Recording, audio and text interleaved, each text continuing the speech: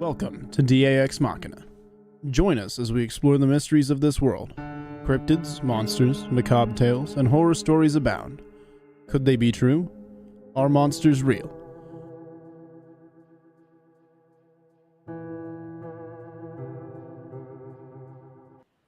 Good evening, folks, and thank you guys for joining us on another edition of DAX Machina. Big shout out and much love going out to everyone out there in the DAX Machina Nation. So proud to have you guys with us.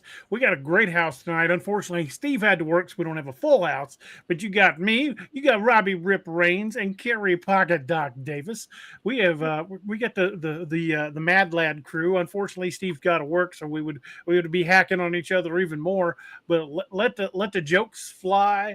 The knowledge be shared and the whiskey be drank. So, boys, how the hell are you guys? Wyatt, I am rolling. That means he's doing good.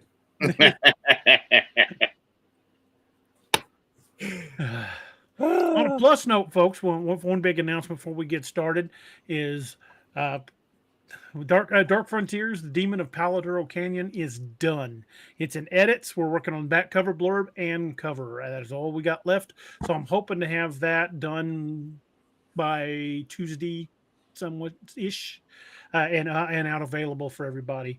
I've been meaning to get over to the Patreon and put up a couple more chapters from it so they can get the Patreon can get a better preview of it, because I think I put up part of it, but I haven't put up much. And also, just to let y'all know, the next books that are coming, I'll be working on a couple simultaneously. The next two that are coming out are going to be Lakeview Man, Ghost of Winter, and you guessed it, Codename Wild Hunt, Gray Lady Down. Those are going to be working on, and this Dark Frontiers book is a little different. It's not set in 1865; it's set in 1988.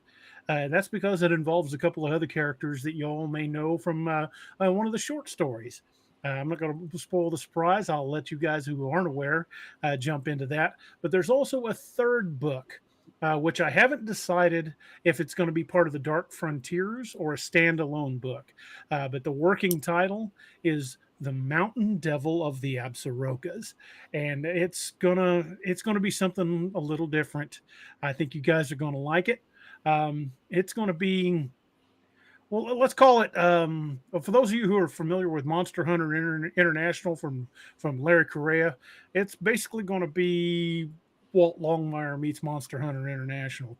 So y'all be looking for that. It's going to have some new characters in it as well as some old familiar ones, but it won't have the entire cast of Dark Frontiers, just a few individual folks. And we've all been me and Doc have already been at length talking about that, and Robbie's talked about it with us some, and we're going to be talking about it more here in this next week over a couple of glasses of whiskey and a fire, and this one's going to come home, and I really can't wait to get it out. I've also got a couple of short stories in the works. One of them is called Where Angels Fear to Tread, and you'll get another look at the Bowie brothers. They'll be back, and I'm thinking about making those guys permanent fixtures in the DA verse. I want to add them to a series, or may ultimately end up creating a series based around them. I'll tell you one thing before we get started on the main show tonight. As does happen with me from time to time, sometimes when I'm writing a book, stuff just appears, and even I'm baffled by where the hell it came from. And I was writing a scene in this book, and the people that were involved in conversation, I'm not going to say who, they were asking about other groups that hunted monsters, and I popped something off that Jed said, and he just mentioned it casually, and then I went, shit, now I got to create this. So me and Doc and Robbie got on the horn together, and we started talking about this other group, and I may have accidentally created a new series. We'll decide whether or not they're just going to become an on again, off again thing in Codename Wild Hunt or other books, or if they might get a standalone. So be looking for this. And for those of you, when that book drops, I'm kind of anxious to see who the first person to point this new thing out is. And there's going to be some big revelations, shall we say, in Demon of Paladuro. So I really cannot wait to get it out for you guys. Robbie and Doc have both already read it. I'm hoping they have some kind things to say about it.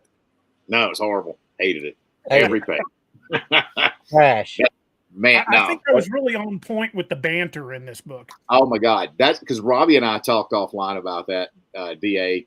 And we were just, he's like, did you read that? And I was like, bro, you're at the end. And I'm like, once upon a time, because I read slow. Which in itself is hilarious because of the dynamic in the book. He's the smarty pants and I'm the dumb one, but I read 10 times faster than he does. And that itself, that we itself came up is a lot funny. around that. It's going to show up in a book eventually.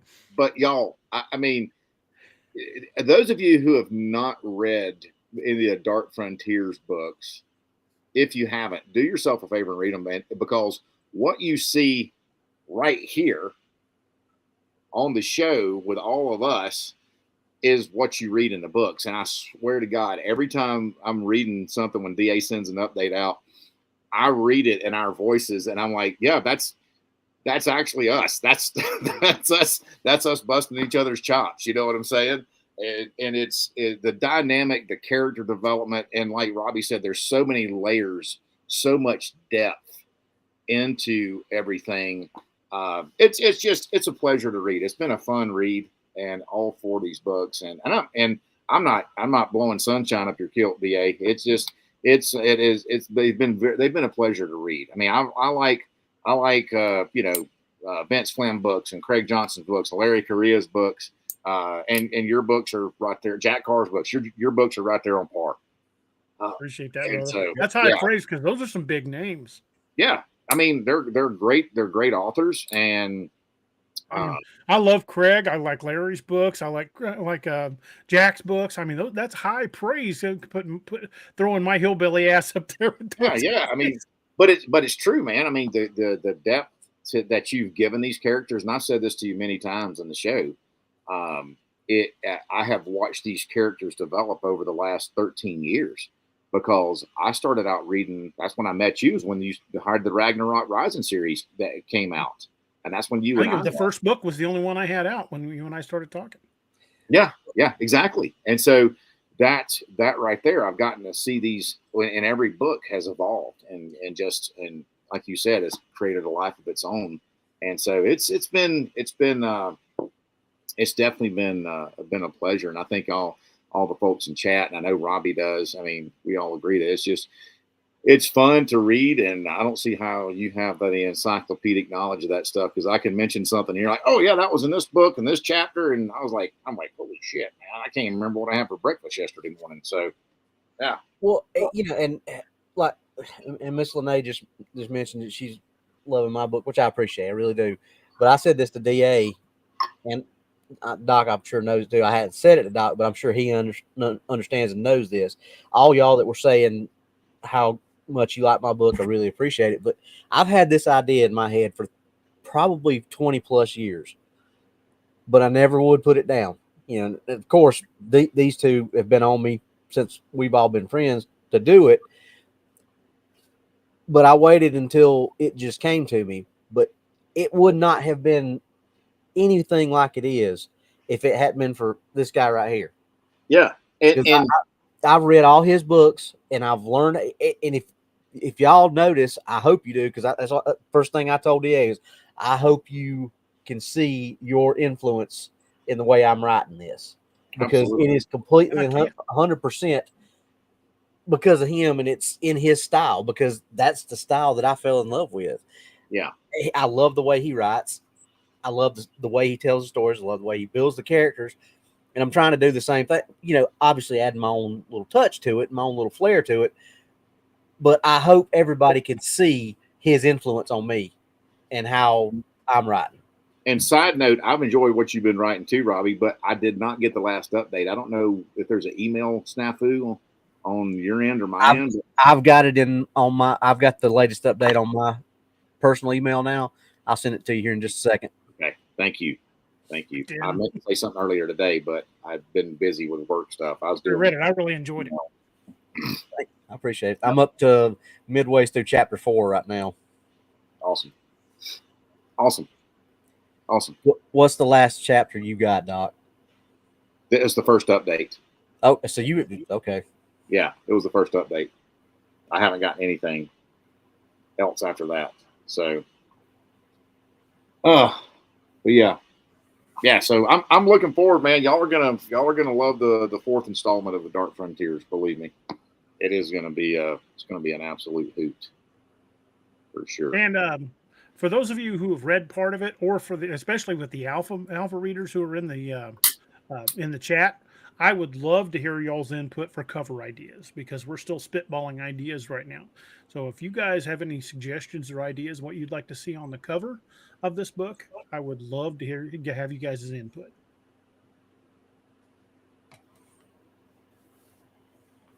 Huh. I've got some ideas already, but well, after the show, you throw them my way. I'd love to hear them, brother. Yeah. Yes. Well, again, keep an eye out for Dark Frontiers. The Demon of Paladuro Canyon should be out within the week. So watch here, watch my Facebook page, watch my website. There'll all be announcements. Keep an eye on Amazon, because Amazon should be putting stuff out. And I hope you guys are excited to read it, because it was a trip to write. It was one of those ones that when I walked away from the keyboard done, I was like just emotionally spent. I just kind of poured it all into this book. And I think this one. And the funny thing is I don't even really know I can take credit for the last 3 chapters of that book. Yes, I did write them, but I was struggling to find the right way to end that book. And I was laying there the other night, my back was killing me. And I ordinarily in a writing session, I'll write between 2,000 to 3,000 words. A really good night is 5,000. Believe me, I'm done. I am spent after 5,000 words. But I was laying there, my back was killing me, and I was just going over my head trying to figure out how to end this book, because I knew it had to be epic. Everything I'd done up to that point, I really needed to do it all justice and to tie up a bunch of loose ends. So I was awake, and I prayed about it. And I'm not going to lie, I laid there because I was in a lot of pain, and I couldn't concentrate on the book, and I felt like I was letting y'all down because I just couldn't finish it, and I was kind of at my wit's end. And right as I was drifting off, it hit me like a bolt from the blue. I mean, just like I got struck by lightning. I had everything. And I got up the next day, made a pot of coffee, went in, and I wrote 10,000 words without stopping. Holy crap, dude. That is more than double a damn good night for me. I wrote 10,000 words, 3 entire chapters, beginning to end, without taking a break. And when I was done, I was like, holy crap, where did that come from? I finished the entire book in one sitting and never had a problem out of my back once, because I was out in here on the computer for about 7 hours. Praise God. God God is good. Yep. God is good. I asked for help and I got it. Yeah. And he always answers. Sometimes it ain't the answer you want. Sometimes it is. You're going to get the answer. I don't know that I can take credit for those last 3 chapters, y'all. So bear that in mind. That is. And I will, these two heard this, and I'll say it out loud because most of y'all know me and know where I am. I told DA that I wasn't sure how I was going to like this one at first, with some of the turns and choices and things like that. I was like, I'm not sure about this, but I trusted DA. I trusted the process, and I just let it go. And by the time that was done, I was just like, I texted Doc, and I'm like, dude, yeah, this is freaking amazing. He worked it in. It still got all the action and all the DA stuff that you expect. It did justice to faith on a faith basis. I don't feel as a Christian I could read that if reading that was any. I felt he did the Christian faith justice with what was in there and how it was approached. Oh yeah, absolutely. And it was just like, this is just so. And I think a lot of that's probably your inspiration that you're talking about that you got, because everything just tied up so nicely. And Yeah. And I told him, I said, I think this is your masterpiece. This is your big one. This is the big time. Yeah. It turned out very well. Thank you, boys. Cajun Dog Yeah. asked me how Jack was feeling today. Well, funny you should mention that. I was supposed to do a ghost hunt yesterday with Eric Testerman, E.D. Testerman, and a couple hours before I was supposed to go, I was letting Harley out on the back porch. He went to the bathroom, and he was so excited to get back in the house because he knows he gets a treat. He ran into the side of my knee and knocked me off the porch and boogered me up pretty good. Oh my God. But, I sat on a heat pad and I'm feeling a lot better today, and my outlook's a lot more optimistic. I'm feeling good. I had Annette put some, there's this stuff they call BioFreeze that Casey Calloway gave to me. I hadn't tried it on my back before, and that stuff's miracle worker. Between the BioFreeze and ice, then heat, then ice, then heat, I feel 1,000 times better today. And my nephew Randy's in the crowd, Randy Hafner. He said, let me pop that up. He says, is there a speech to text program you could use? I had one. In fact, I've still got the program somewhere. It was called Dragon, and it was a software that allows you to talk to the mic, and it transcribes it. But one thing I discovered with Dragon is it don't do well with a hillbilly accent. Yep, I had that when it first came out too, and it never understood a word I said. Same. I'll be talking along, and then I'll look at the screen and go, "That ain't what I said. What the hell is that?" Yeah, same. So I really don't use it. I've tried, but it don't do well with my Ozark hillbilly. Yep, I actually got that when I first got the idea for the book that I'm writing, which obviously it was a little different back then. I'm like, yes, this is it. I'm gonna narrate this book. This is gonna be awesome. And I started talking, and I'm like, it ain't understanding me. I did not say that word. South Carolina. Roxanne says she's going to have to get a new bookcase just for my books. That's awesome. Thank you. Heck yeah.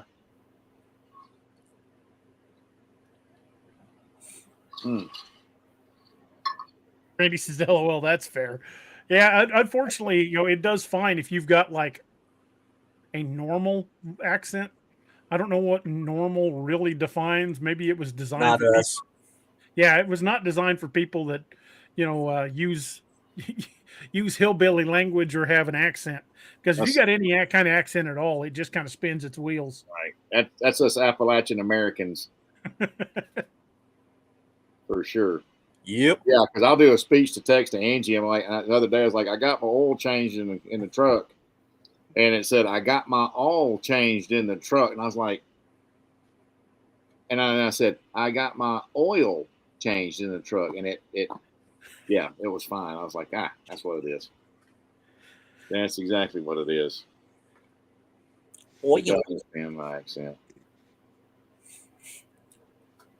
Pete says, and even all relaxing with DA and crew while enjoying a Knob Creek and a Dr. Pepper. That's a good combo right there. That's a great combo. Hey, boys, did you know Dr. Pepper's come up with a new flavor?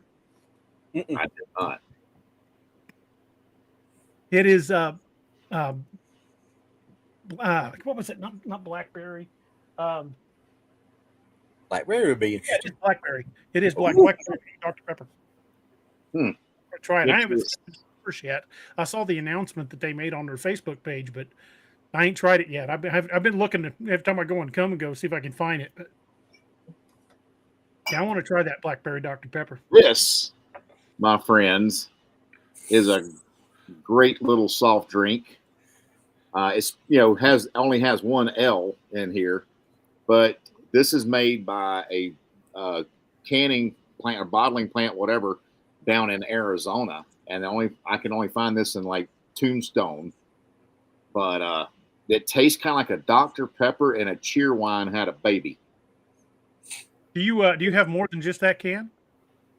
I was actually going to bring a few with me.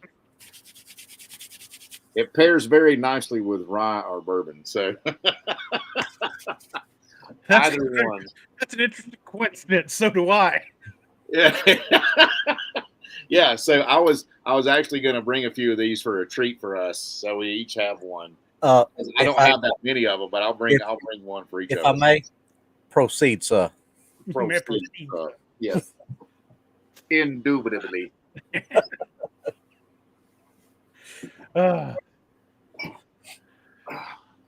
so tonight's subject is actually we're going to be talking about safety and equipment to use if you're going to be doing any field work or field expeditions and the stuff that we ourselves use. Now we're going to talk about stuff we have and stuff we wish we had because we're just broke ass hillbillies, so we're on a shoestring budget.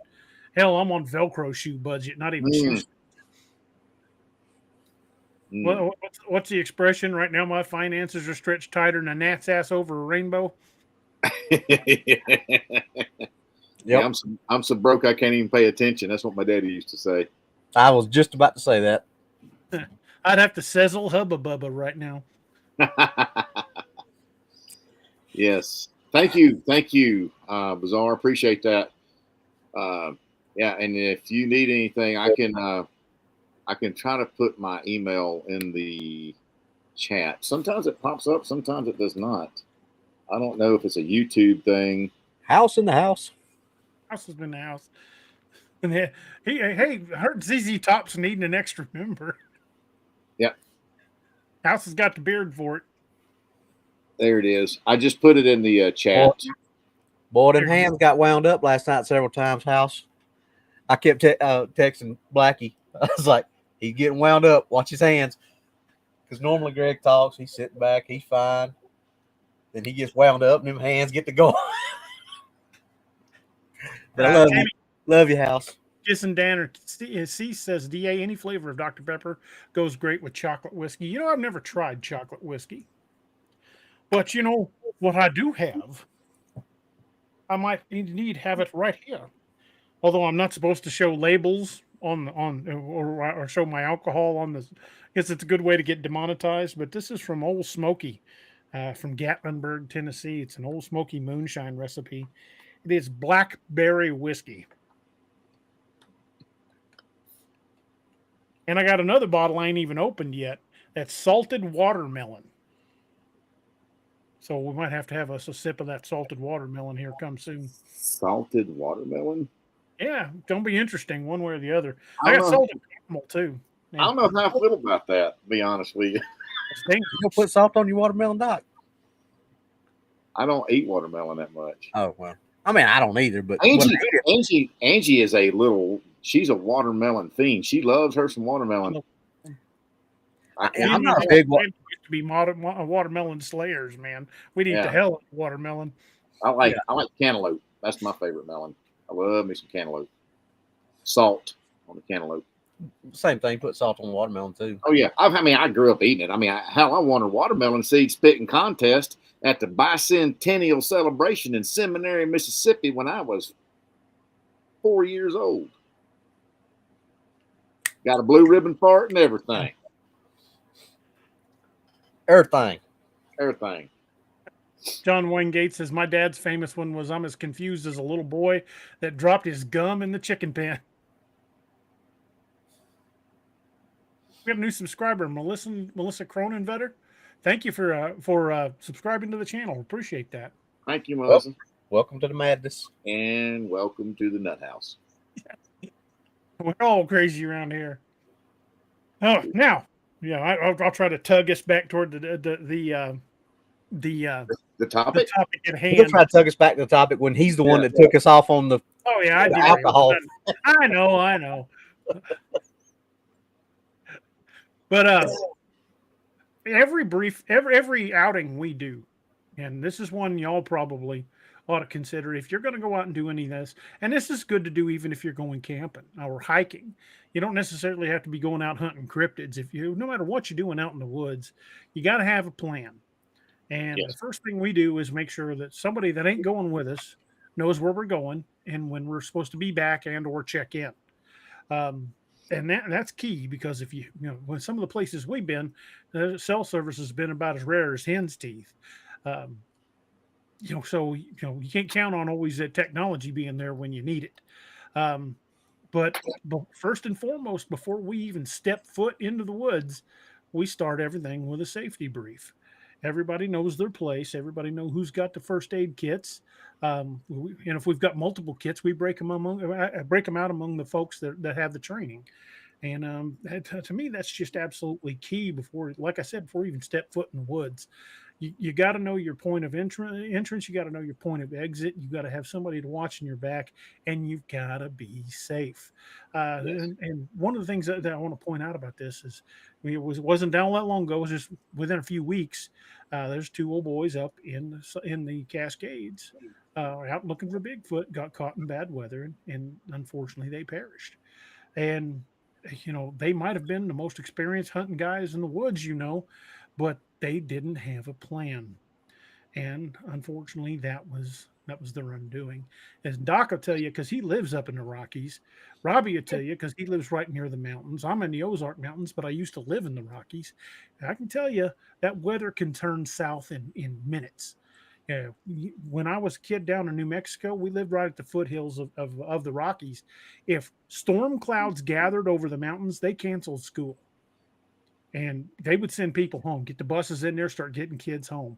And then one year we got a superintendent for the school system that wasn't from around there. And the teachers were telling him, you need to start getting these kids out of here. And he's like, no, it'll be fine. And that night, 300 kids slept in the gym. And yeah, so for the next time he was canceling school when he should have. But the weather in the mountains is always tricky. And to not be prepared for the eventuality of weather turning bad on you is a danger. Well, like the saying goes, if failure to plan is planning to fail. And there's some bare minimums that you need to have on hand on any expedition. And even if you're just planning on being out for the day, it doesn't take but one mishap that turns that into something far bigger. You need to have at least a little bit of food on hand, maybe enough to get you through a day or two. And if it's just power bars, you can live on power bars for a couple of days. You don't have to pack, you don't have to pack supplies for a month-long expedition, but it's probably in your best interest to have at least a day or two's worth of food. You also want to have a damn good med kit on hand. And of course, we take Dark Angel kits because not only is this little guy over here representing Dark Angel Medical, they also happen to be the best damn kits you can get. I carried one as a cop for years, and I will continue to carry one till my dying day. I've got one in my car. I've got one on my go bag. I've got one on my EDC belt. I keep them on hand because they're effective and they're damn good, because you don't want to bet your life on a $20 kit from Amazon. Have a good kit. And while I am definitely plugging Dark Angel Medical here, even if you go with another company, make sure that kit is well stocked and has at least one tourniquet in it at the minimum. I try to have at least 2 or 3 on me, because tourniquets, well, it's one of those things. It's kind of like a parachute. If you're ever in a situation where you need a parachute and you ain't got one, odds are good you're never going to need it again. Fact. And the med kit's the same way. It's just like a parachute. Yeah. You've got to have that med kit, because if you're in a situation where you need a tourniquet or you need a good med kit and you ain't got one, odds are that you just saw your last birthday. Yeah, 100%. 100%. I concur wholeheartedly, sir. And get something like a Life Straw. Life Straw, yay big around. Don't take up any room in your pack. It's basic water purification, and each one's good for about 10,000 gallons plus or minus. You could put that, as they demonstrated on their videos, you could put that sucker right into a mud puddle and drink out of that mud puddle. Now, I wouldn't recommend it. I would find the cleanest water source I could, but that stuff's supposed to filter out those Life Straws will filter out microbes up to and including some radioactive material. So if you're not in a nuclear fallout situation, odds are it's going to be extremely beneficial for being able to filter water. And Doc's got this trick that I didn't even think of, because that filter will clog as you've got particulates come in it. He puts a coffee filter around his with a rubber band on it, and then you drink out of it, and it filters out the big stuff. Yep. But even after that, once you've drank out of that Life Straw, blow into it. So clear that filter out, let it dry. Yep. Because you can't just leave that in there. It'll get bad. It'll definitely reduce the life of that Life Straw. But basic filtration and something to carry water in, a canteen, water bottle, anything like that. And they do make Life Straws that fit right into the drinking straw on your Camelback, which means you could go over to a spring, fill that Camelback up, tap that life straw right into it, and just drink straight out of it like you would if you filled it out of your tap.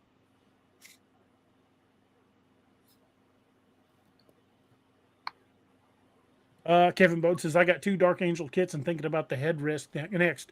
Headrest is a damn good kit. Another good one, especially if you're going to be in a situation where you might need to grab it and run, is the hard case kit. That hard case kit is badass. I want one of them bad. I can taste it. I'm hoping I can get one of those built up before I head out that way. Like I said, I got to get those kits built for my class because I'll be going directly from there down to Arizona. So I want to get a headrest in my car, and I want to get one of those hard case kits. Yeah, if I've got it there with it, I'll be good. Just Ryan, this is a good question. Would a constrictor knot be a viable tourniquet? Please advise. In short, no. And let me expound on that. A tourniquet, what we're looking at, tourniquets don't just act on the compressive force that's exerted on the surface area. We're looking at increasing that surface area as much as possible. So the wider the band of the tourniquet, the better chance of you having cessation of bleeding, hemostasis, so stoppage of blood. Anything small, like a constrictor knot or anything like that, that can actually become a ligature. And that's something you don't want to have as a ligature around tissue, because you can actually damage the tissue, damage the underlying nerves, things like that, and cause a shearing effect. And that's counter to what we're trying to do. Could you get the bleeding stop? Well, yeah, you could, but is it the ideal thing? No. And because of the diminished surface area of that material, how much pressure are you going to have to put down on the limb? You know what I mean? So, yeah, that's. I hope that answers your question, okay, man. But yeah, get it. I mean, the thing is, get a commercially available tourniquet. Go to the website, go to our website, use Cryptid20, Cryptid20. I almost said Cryptid20. Use Cryptid20 and get a tourniquet, man. And if you use that tourniquet to save a life, I'll replace it 100% free of charge. It's called our Kit for Life guarantee. So, get you a commercially available tourniquet, because it's there when you need it, and it's not going to take you a long time to fashion a improvised tourniquet. So DA's got that's a Gen 7 cat he's got right there in front of him, and so that's the latest and greatest. There's also the Soft T from TacMed Solutions, the Gen 5. So yeah, man, don't trust your life to something that is that's gonna work or not. Doc, what part of Arizona are you going to be at a date, please? I live in the Phoenix area. Actually, I'm teaching a private class in Tempe, but the weekend prior to that, this coming weekend, the 1st and the 2nd of February, 1st and 2nd of February, we're going to be at Scottsdale Gun Club, and one of my instructors, Jeff Frost, is going to be teaching that class. He's a critical care flight paramedic. He's going to be teaching that at Scottsdale Gun Club. That's the 1st and 2nd of February. So, come on out. I'd love to have you in that class. I've had the last class I had a trauma doc in there. He had been a trauma doc for 32 years, man, and he said it was one of the best med class, or the best med class he'd ever been to. That was high praise from him. So yeah, come on out. All right, I'll shut up talking about medical stuff, because I could do a whole show just on that. 8 hours of medical stand-up. I promise he can. 16. Well, I'm just saying a day. Oh, I literally could. It was 2 days, so. Yeah, I literally could, man. So, yeah, the chat is freaking moving like a freaking hurricane right now. It really is.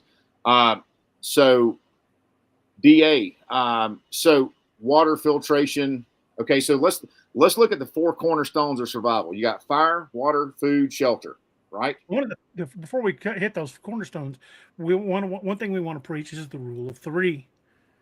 You can go 3 minutes without air, 3 minutes 3 hours without shelter in extreme weather, 3 days without water, 3 weeks without food. Those are your 4 big pillars you need to cover. But the 4 cornerstones Doc's going to talk about are going to make sure you're provided for in those. But the rule of 3 is something that we should all commit to memory, because if you plan your outings around the rule of 3, you're going to go far. And there's a corollary to that. That's the rule of equipment that says 2 is 1 and 1 is none. If you've got 1 pocket knife and it breaks, you have no pocket knife. If you have 1 flashlight and it dies, you have no flashlight. If you have 1 med kit and you use it all, you have no med kit. Take spares. But anyway, Doc, you just jump right in there. Go right ahead. Sorry to interrupt you. No, absolutely, man. I mean, we all have so much information, man. I mean, like, and Cajun Dog said Dog should do a show, dedicate a whole show to medical. I could literally do that, man, easily. And I'd love to do that, because you can't have medical is something we use in our everyday lives. And when you need it, you really need it. You know what I mean? Like that parachute DA was talking about. But the fire, water, food, and shelter. Okay. So fire, fire gives you heat. It's gives you warmth. It can keep you, keep your body temperature up, get your body temperature up, but also it's good for signaling. So building signal fires, things like that. So have something to make fire. Don't count on just having one source. I've got a couple of lighters in my bag that I've got inside a Ziploc bag so they stay dry. Yep. I've also got a waterproof container of matches. I've got a ferro rod. I've got flint and steel. Have multiple avenues. That's exactly what I was going to say, man. Like if you got like one of these little lighters like this, or one of these, like these lighters like this, if this thing gets wet right here, you're screwed. So also, if you've got a propane torch, people are like, oh, I got the little butane torch. I got the little butane torch. Think about the environment you're in. I live at 7,000 feet, right? So I live at a 7,000 foot altitude. And so once you get over about 8,500 feet, the Sawyer straw is actually really good. The Sawyer straw is good. Any of the Sawyer products are really good. Once you get over like 8,500 feet, you lose partial pressure, right? So your pressure goes down, and so it's harder for those little butane torches to work. They may work, they may not work. So like DA is saying, matches in a waterproof container, a ferro rod, that's a striker rod, and something that you can it's something you can strike it with, and also tinder material that you want to have some sort of tinder material with you as well. Something else to remember on that, Doc. I won't need to say this before I completely forget it. When you were talking about, water purification with that straw, the Sawyer straw, they used to tell us all the time, when in doubt, boil it out.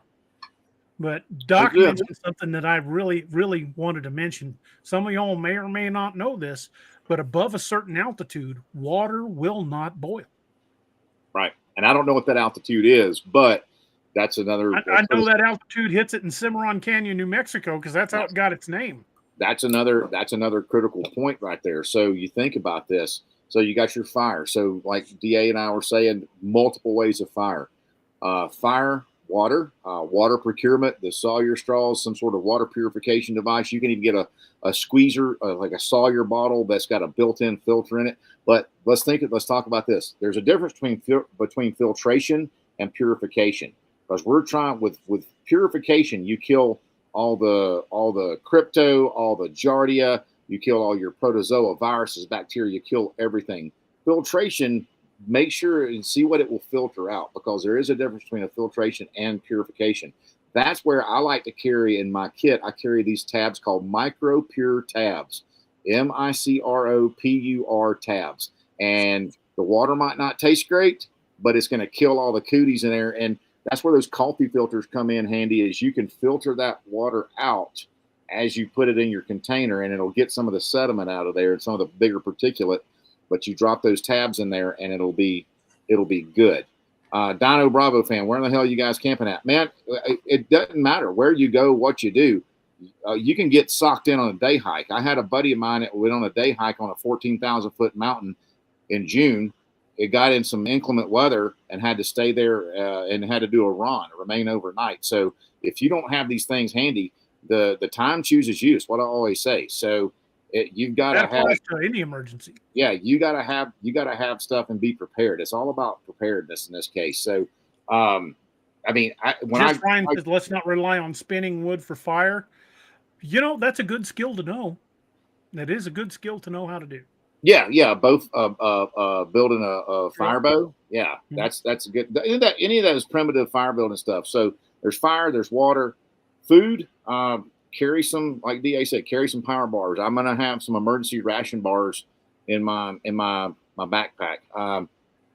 Anything like Have that. several MREs thrown back, but no aid. Yeah, absolutely. Anything that can keep you like that. And then shelter, anything, you know, I mean, you can make like there's this company called Survive Outdoors Longer. They have an emergency bivvy bag, an emergency shelter, a little shelter, half anything like that. So, I mean, And those are good to just buy and keep in your car. absolutely. Because if nothing if else, you get get caught some in of a those little snowdrift out in the middle of nowhere. Yeah. I'm sorry, So, go ahead. I say, I mean- if nothing else, get on Amazon and get you some of those little space blankets, because you can make an emergency quick down and dirty overnight shelter out of those, and those take up no space. And they weigh nothing. this right here. You can carry Look 10 or 15 of those in your back pocket and never even know they're there. Kenji said, "Do you guys have bug out bags?" Yes. Well, you know, I know it's just kind of splitting hairs here, but I don't really have a bug out bag. I have a go bag, and that's not just for bugging out. That's for just about any situation. Yep. My go bag is prepped and ready. You know, in fact, I've got a couple of different ones depending on where I'm going or what I'm doing. But yes, I definitely have what could be called a bug out bag, but I prefer to have a multi-purpose bag, not just if I've got to hit the hills, but a bag that's ready for just about anything. Right. So like this right here, this is a Mylar blanket with a little lighter in there and a little waterproof Ziploc bag. There's some portable survivability right Basic there. shelter and basic fire building. Yeah, it weighs 2 ounces. You literally could carry 10 or 15 of those in your pocket and never even, 100%. maybe not with a lighter in it, but And for all you Marines out there, I know this is going to come as a bit of shock, but crayons aren't just for eating. You can use a crayon to start fire, and it'll burn for a good long while. Yeah, any of that, those little tea Just kidding, candles love my jarhead buddies. that they put the tea candles in the like little wax burners and stuff. 550 cord, yeah, like Chris Burkhardt, poncho cord, a poncho 550 cord, you can live 100%, man. Randy so much you was can do saying with that. pine tar and wood shavings. The big thing is this Great fire starter. is making sure that you stay dry. Okay, cold and dry, it sucks. Cold and wet will literally kill you.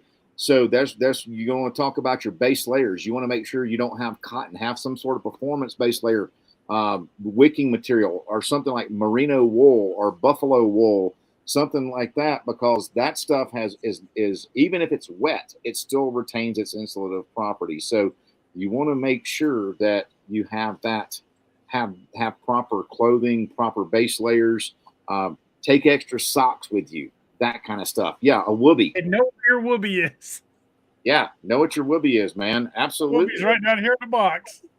That's all. I mean, all of this stuff we're saying, people are like, well, yeah, that's common sense. Well, common sense is kind of in short supply in a lot of areas, folks. So That is we want to make sure that y'all have the best ability to survive in any kind of situation and be prepared. And how many times have we talked about it, Doc? So many people rely on this. Well, I'll just GPS it. What if you're in a spot where this is either dead or you ain't got no signal? If you ain't got no signal, you ain't GPS or nothing. Or you break it. Unless this is going to be in a waterproof case when we're out. But also the thing is, thank you, Cajun Dog. Thank you, Cajun. Thanks, brother. This right here, this is an iPhone 14, iPhone 14 Pro, whatever. If I don't have signal, guess what? I have the ability to, and if I've got line of sight to the sky, this is also a satellite messenger. So I can hit satellites with this if I got line of sight. I was flying into. But does everybody's cell phone have that though? That's not never. No, I'm just saying this is the iPhone 14 Pro does, but I'm just saying that's why this is going to be going into a waterproof container while we're out. So if we did need something and we and if you've got that, that's great. But if you don't have it and you just have a cell phone that's just got GPS on it, and it breaks or the battery dies, oh yeah, or you ain't got signal. They get Then I 100% agree with exactly what you're saying. I'm just saying, know your equipment. Know your equipment. That's what it boils down to. Exactly. Know your equipment, and know that even if you do have a sat phone or a separate GPS or whatever, because I'm going to be bringing a separate GPS. Even if you have a separate GPS, guess what? You've got to have line of sight to communicate with those satellites. So if you're in thick canopy forest, you're gonna have issues with connecting. So answer your question, DA. DA, to answer your question about the height, Johnny said it was 6,700 feet. Okay, let me answer this question real quick. I know this is not about survival, but this is one I've been asked quite a bit. I'll be right back, guys. Yes, as DA, are you putting anything out on Audible? I've been waiting for years and saving credits. Well, the answer to that one is a confusing yes and no. We will be putting things out on Audible, but it's not a high priority, simply because when I put a book out on Kindle, I make about 70% of the royalties. So if it sells for $5, I make $3.50 of that. Amazon gets it. That's not the way it works with Audible. With Audible, Amazon takes 75% off the top, and the author and the narrator have to split the other 25%. So, and they charge quite a bit for their Audible book. So Amazon's making pretty much all the money, and I get about 12.5% of every sale. So I'm not in any hurry to put stuff out on Audible because I think I'm getting ripped off. But I will eventually put it out on Audible because it is a revenue stream. I much prefer putting stuff out with Cam Buckner, and we've been reading a lot of my books for free right here on this channel on Sunday nights on what we call Campfire Tales. But I'm looking into other options other than Audible, where I can possibly narrate my own books and put them up where they can be available for download. We're looking at possibly doing that through my own website, and people could just download the audio that way. And we're kind of going from there. But yes, I do have some on Audible. Yes, I would like to have more, but I'm reluctant to do it simply because authors and narrators are getting screwed hard by Amazon in the process. The only thing Amazon's doing is hosting the file, and they're taking 75% of the profits for it.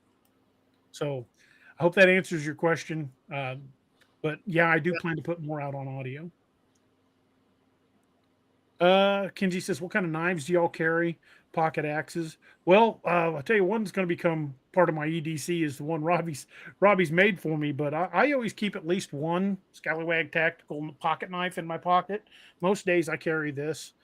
This is the razor titanium razor folder from Scallywag. It's a thick, heavy blade. I could use it for pretty much anything, an all around versatile camp knife because it's so heavy duty. I generally have that on me. I also have, and although I don't have it on right now, I have this little neck knife that Scallywag puts out. I keep that little bastard really sharp. If I'm out away from the house, I've got that on. And I generally have at least one of these on me as well, which is the what's this one called? That's the mini jack or the privateer? Yeah, the mini jack. I usually have those both look alike, so this is the mini jack, and this little booger is sharp as hell. I've got one of these either in my you know, on your jeans, so you get that little pocket for a pocket watch. I've generally got a mini jack in there, or if I've got any of my go bags, I've got one clipped to the shoulder strap on every one of my bags. So I've got, there's not just any one knife I carry. But as far as an axe, the only one I really rely on right now is the boarding axe from Scallywag because that thing is just so freaking rugged. I can do anything I need to with it. Yeah, there's usually no shortage of weapons when we're all together. Well, you know, knives aren't just weapons. Knives are amazing tools. It's probably one of the single greatest tool ever invented by man. Yeah. If you've got a knife, you can survive if you know what you're doing. This is a Winkler field knife that I've had for years. Makes some beautiful knives. Yeah, I've had this thing for probably 15 years, but that'll be coming with me to go along because, Robbie, I don't want to mess my other knife up. This one generally goes in the field with me. You can see all the marks on the blade where it's been used. Robbie, are you bringing your bounty? Of course. Okay, good. My son saw my bounty today, and he's like, holy crap, you could take somebody's head off with that thing. I was like, Yeah, exactly. that's the idea. Doc, I don't think you've seen. You may have. I'm bringing my bounty, but I'm also bringing my Redonda. Ooh, that's pretty. That's pretty. Yeah. Just Ryan has a good question. Green screen trying to copy that out. Yeah. Remember, folks, check your local laws before you go out and carry a knife in public, because a lot of municipalities have and states have limits on blade length, folding, fixed blades, things like that, open carry, closed carry, things like that. So that's why I'm fortunate that I live in Missouri, where we are a constitutional carry state, and I can carry whatever the hell I want. Yep. Even as crazy as Colorado is, we still have the ability. We can carry switch blades, whatever. So, yes. Roxanne, no. Scallywag discontinued the bounty. Yep. Bounty, the Gunner's Mate, the Dew Claw. What else? Oh, good. I got a Gunner's Mate. I've got a Gunner's Mate. My Gunner's Mate's on that little strap across that chest or thing. I carry it there. I tell you, one of my favorite scallywags of the newer knives is called the Crow's Nest. That knife is just a wonderful little all-around utility knife. It does a great job. I've used it for so much crap, from cutting cord to opening packages to knocking twigs off of trees so I can make some kindling. I mean, that thing can handle anything I've thrown at it. Bye, Miss Naoma. It was good seeing you. You know what my favorite knife is? Whichever one I got in my hand. No, a Colt 1911. That's a good knife. That's a great knife. You just got to be careful opening up boxes with it. Yeah, I prefer the Glock 19, but that's just me. I don't know. The last time I tried to spread peanut butter with a 1911, it didn't work out so good. I would have thought it would spread it pretty good. Maybe not in a localized area. Yeah, exactly. You probably get a really good spread with it. Spread it all over the wall. Oh my goodness! Greg House says, "When are y'all going on this epic hillbilly versus beast expedition?" Is Robbie volunteering? Robbie's always live bait. We gotta have Noah act as the Robbie Wrangler, or Robbie just wanders off. Who's going to be tribute?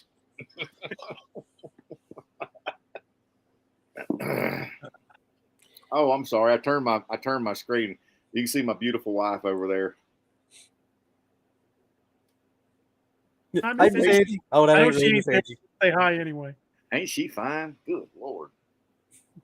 I punted way out of coverage. I'm about to say you outkicked your coverage, Doc. Well, I outkicked coverage like a son of a gun on her. Good Lord. Did you have incriminating photos or something to make her marry you? Man, I don't know. I don't think so. I just maybe she just felt sorry for me. That's what I think it was. That's what my daddy always said. He said, "Yeah, I hounded your mama so long. I think she just finally had pity on me and felt sorry for me, and then decided to marry me." No, Doc goes to Rodney Carrington. "You tall fuckers." He said, "I had personality. That's all I had." Well, I ain't short and I ain't rich. I mean, I ain't tall and I ain't rich. So, there you go. But I drink and I know things. So what we talked about. And they avoid Slidell, Mississippi. Slidell, Louisiana. I know. I mean, I was 15. Dude, that was only like 15, 20 minutes from where my mama grew up. She grew up in Picayune, Mississippi. I mean, you go right across the river and you're in Slidell. Well, just every time we go over, Doc gets us in trouble. So, shh. Hey. I'm out working and Doc's doing other things. What can I say? Hey. It's like Marlon Perkins in the old Mutual Wild Kingdom. Hey, I am.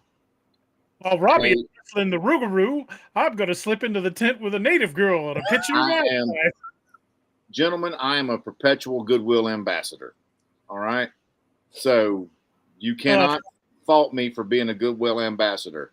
The fact that she had brothers that took umbrage to my ambassadorness And then who had to stare down the said brothers?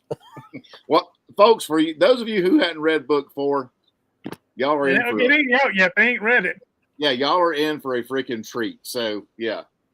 There is some real humor moments in this. Oh book. my gosh.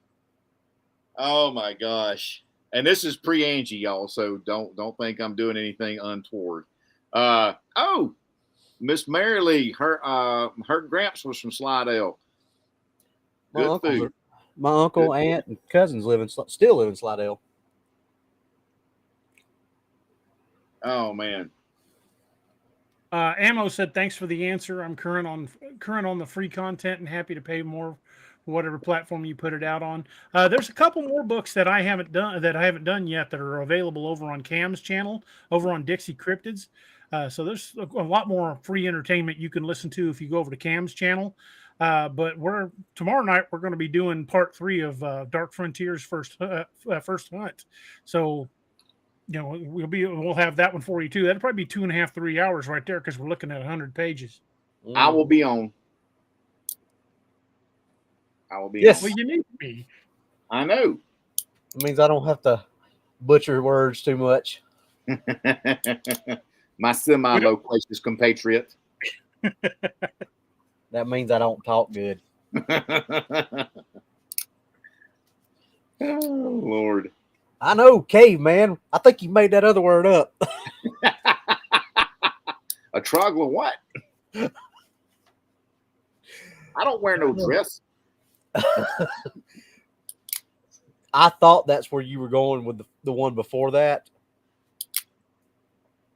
where he was talking about sweat or something like that. I thought you were coming back to say what he said about sweat, and you said something. No, that's not what he's talking about. I was like, I know where this is going. No, good. It didn't go where I thought it was going. Y'all, yeah. All right. So what else are we talking about? We got fire, water, food, shelter. We got communications. We got letting people know where you're going to be, multiple people. Let you know your expected return time. That's the thing. Your expected return time. How about a good compass and a map? 100%. 100%. And I've got a good Lensatic compass. Yes. On a piece of paracord that hangs on my pack strap, yes. right next to my Ranger beads. Yes. But if you can get a compass and learn basic land nav, and there are courses you can do online that'll teach you land nav. It's better to be able to do it out in the woods. But learn basic land nav because technology can and will fail you at the worst possible time. 100%. If you can, like even in my wild hunt books, if you watch Clark's got a wrist computer that's got GPS and all that, but he always marks his position on the map. That's simply because he's learned that that technology is going to leave him high and dry when he needs it the most. Mark Napier said it has a good point. Topo maps. Topo maps, that's short for topographical maps. That shows your land features. So if you're in a draw or if you are on a ridge, you can see saddles, ridges, mountains, buttes, things like that. Rivers, ponds, and lakes. Rivers, ponds, not satellite towers, but like radio towers, things like that. And that allows you to triangulate your position, which is one of the things we had to do during our air crew survival course way back in the day. Survival beer. I like what you're thinking. Roxanne Delgado had a good question. What is a good compass to have? Well, here's something you can think about. A good compass, there's Suunto, Suunto, fairly inexpensive compasses. They make watches with compasses. They make regular compasses, Lensatic compasses. And then there's the old GI Gamenga, Gammenga.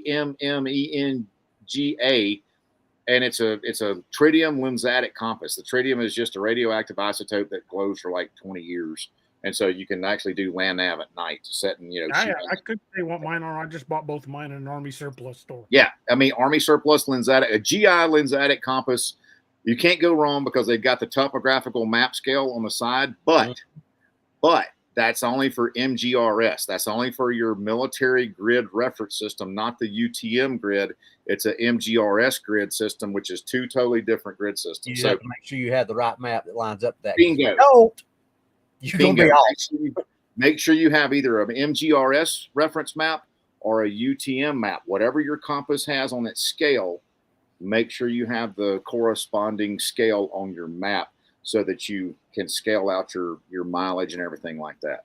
And I know a lot of y'all are thinking, where the hell do you get paper maps these days?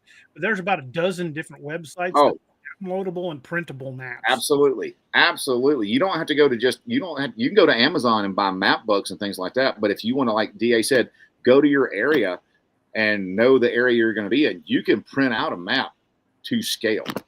So Thank you, Sonia. Most of your big gas stations that are in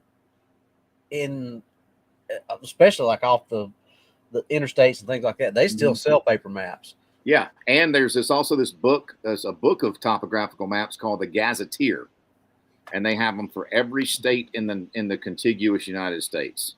And another thing you've got to factor into this is your terrain type. Survival in a desert situation is 100% different than survival in the woods. Yeah, Mark Napier had a good one. Silva, that's right. My brother's he got me a Silva years ago. So yeah, Silvas are good compasses. Yeah, know your areas, man. What's up, man? What's up, Sentinel? In the house. 6 killer Miller. Know your terrain you're going in. Like next week, I was looking at forecasting. Look at your weather. Look at your weather you're going into and prepare for that potential inclement weather. Like wear the proper gear, because there's no such thing as bad weather. There's just bad gear. So make sure you have poor preparation. Make sure you have good gear. Yes, Greg, that is an excellent point, man. Hell yeah. 100%. Yeah, y'all are chiming in with some good stuff, man. So hell yeah, they are. We've got some good comms. We've got maps for orienteering, compasses, and again, like DA said, redundancy. 2 is 1, 1 is 9. Make sure you have redundancy in case something breaks or you lose it. I'll tell you something that I just threw in my pack, and I forget it's there until it comes a point where I will need it. Is I've got a little kit that's got a little magnifying glass and a polished piece of metal. Because you can use that metal as a signal mirror, of which, you've got nothing else. You can signal a passing aircraft with a signal mirror, and you can use a magnifying glass to start fires. 100%, man. And that's a 55-gallon trash bag. You can create a solar steel out of that. You can use it as an emergency poncho. Multiple uses for trash bags, all that kind of stuff. And something that probably a lot of people just throw away and don't think of. Dryer lint. That's some of the best fire starting fuel. I got 2 mason jars full of dryer lint in there, and you smear it with Vaseline and put it in a little Ziploc bag balls and pack them with Vaseline. Put them in a little. You hit that with a ferro rod. Yeah, you hit that with a ferro rod, it's going to spark up and it'll burn for a minute, even if it's wet. Well, little Patty's got a good point, but that's more for home survival.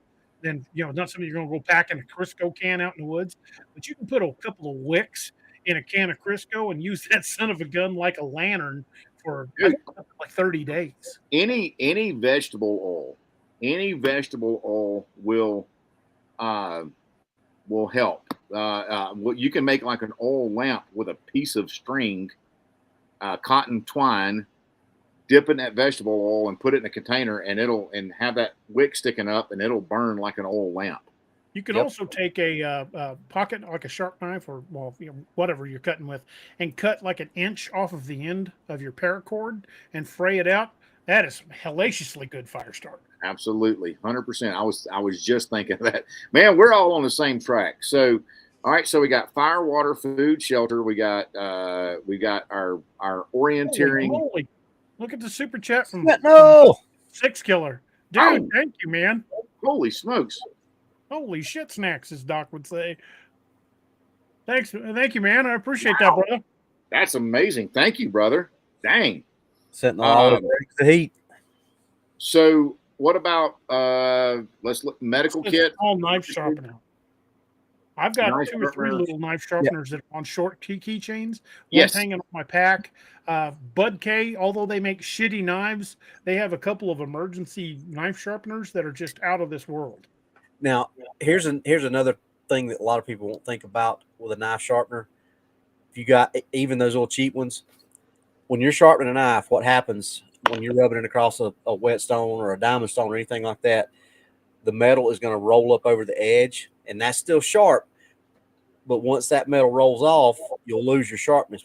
What you can do, even if you've got a pair of leather shoes or like boots or whatever, you can use that.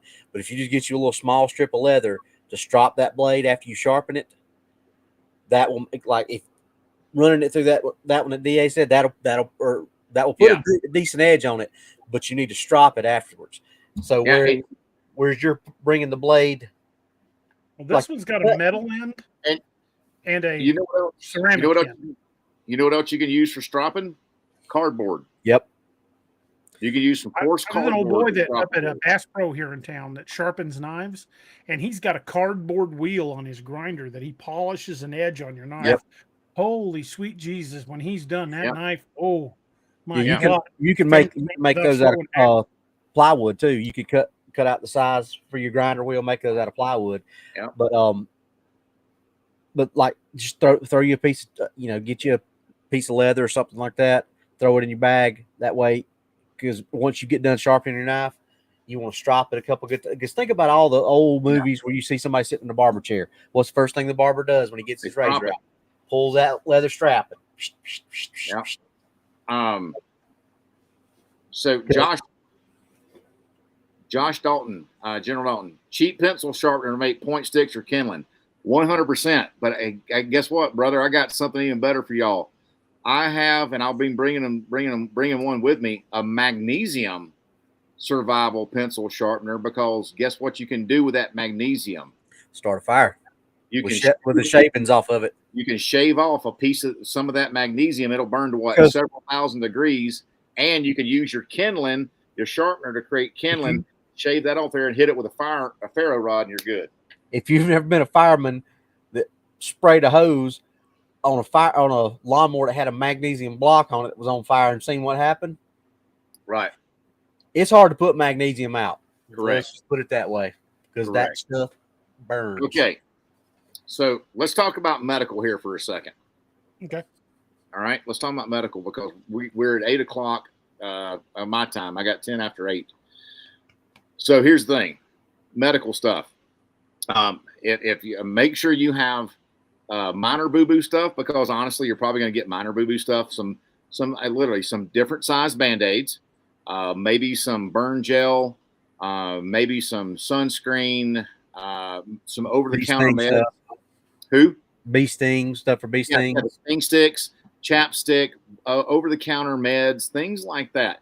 I will say this. So, anti-inflammatories, pain relievers, anti-diarrheal meds. This is huge for going out, because if you get in some cooties or something, you're going to have issues bad water with drinking bad water and have dehydration issues. So all that stuff is in your little ouchie stuff, your boo-boo kits, we call them, or our ouch pouch.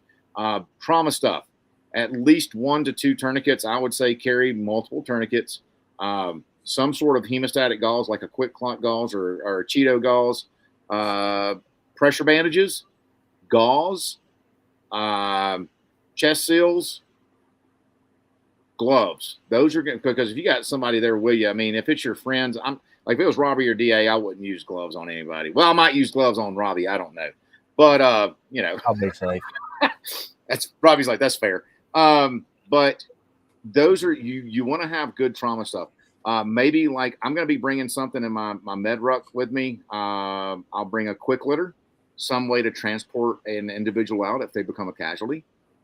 Things like that. And so your med stuff, like I said, go to Dark Angel Medical, use Cryptid 20 and get you a med kit, because we make all kinds of med kits for all kinds of different situations. And had a good comment. They said, I always keep hard candy in my first aid kit. I stumbled across hikers before that were having blood sugar problems and needed something sweet. Hard candy lasts forever. First aid kit.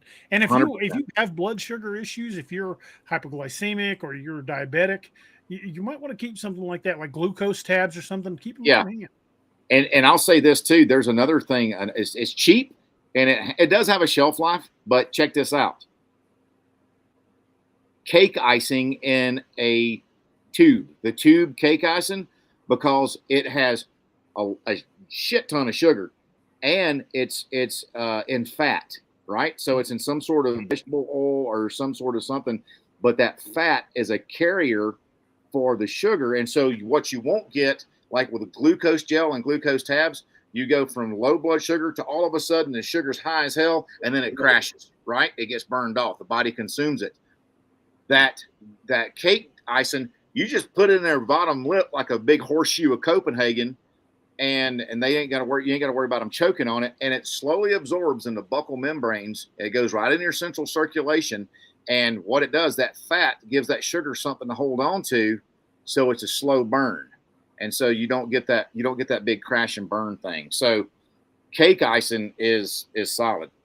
That'd be the bottle rocket effect, right, Doc? Correct. Wow. Exactly, and you're done. Hard liquor is a disinfectant.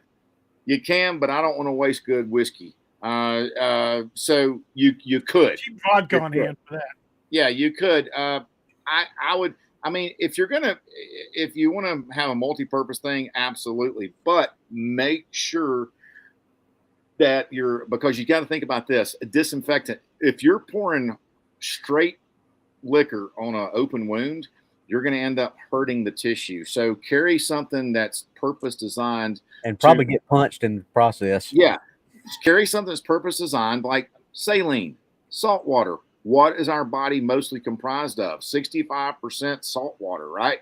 So put that in your wound, or boiled water if you have to do that. And you can take a plastic water bottle, poke a hole in the lid, and squeeze that water in and make a high pressure irrigation device. And here's something that a lot of people don't, we talked about it in your class that time, Doc. It ain't the best, but if you don't have anything and you got a wound that's bleeding, pack it with dirt. If you have to. Yeah, I'd a whole lot rather deal with an infection later on than try to deal with bleeding out. So if you don't have anything, you can always do that. Right. And here's the thing, like JDW 2150 said, no hydrogen peroxide at all. Actually, I'm not trying to be a jerk or anything, but you don't want to put pure hydrogen peroxide on a wound because it will debride or kill good tissue, right? It'll kill good tissue. What you want to, if you use peroxide, because we still use peroxide for dental wash and wound irrigation, but it's quarter strength. If you got full strength peroxide, do a 3-to-1 mixture with sterile water, and 3 parts sterile water, 1 part peroxide, and that is okay. So yeah, and you can get back to what Doc said earlier too. He mentioned a chest seal. If you got a tension pneumothorax and you're in the woods, you are in a lot of trouble. You better hope you got somebody with you that knows what the hell they're doing. Bro, you got 1 foot in the grave and 1 on the nanner peel. That's all I got to say. The last place I want to be with a tension pneumothorax is away from 911. Yeah. Well, don't worry. I've got a bad day. Don't worry, boys. I'm bringing chest darts and a chest tube kit, so we'll be fine. Well, even with the proper treatment, with places we're going to be hours from a hospital. Yeah. Don't say that. Angie might be listening. So we got the best with us, DA. Yep, that's right. We got Pocket Doc and we got Steve. I don't know about all that, but I'll do my best. If you see me pulling out my little New Testament Bible and whooping out my cross, then I'm reverting. I'm changing roles at that point. He's going from Doc Father to Doc. Yeah. He'd be Father Doc. If you see me take my hat off and put it over my chest. Who's that for? You got any classes in Mississippi? Brother, I would love to get back to the Crooked Letter. That's where I was born and raised.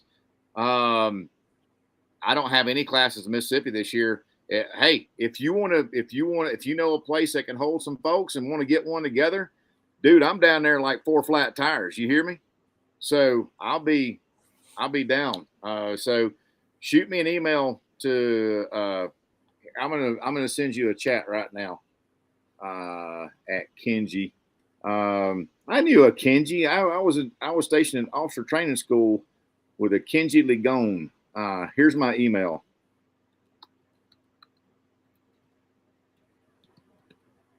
All right, there you go. Shoot me an email, and if you want to get something, let me know.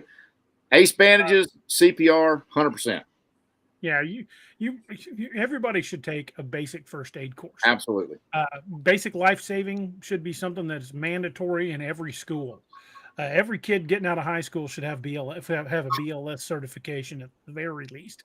And a Because stop the bleed. I tell you, I've used BLS.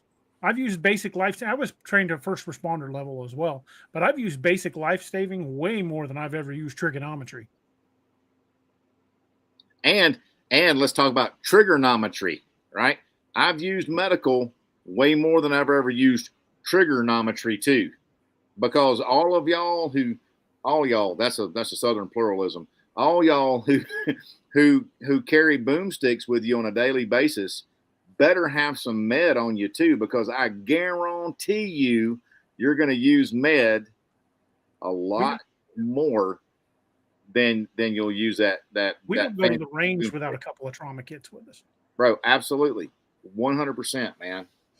And if you are carrying in any capacity, if you've got an instrument for which you will be placing holes on somebody else, you'd best have the equipment for plugging them in yourself. Dude, absolutely. JDW, I did 11-minute CPR. That's a long time, son. On my best friend in 2020.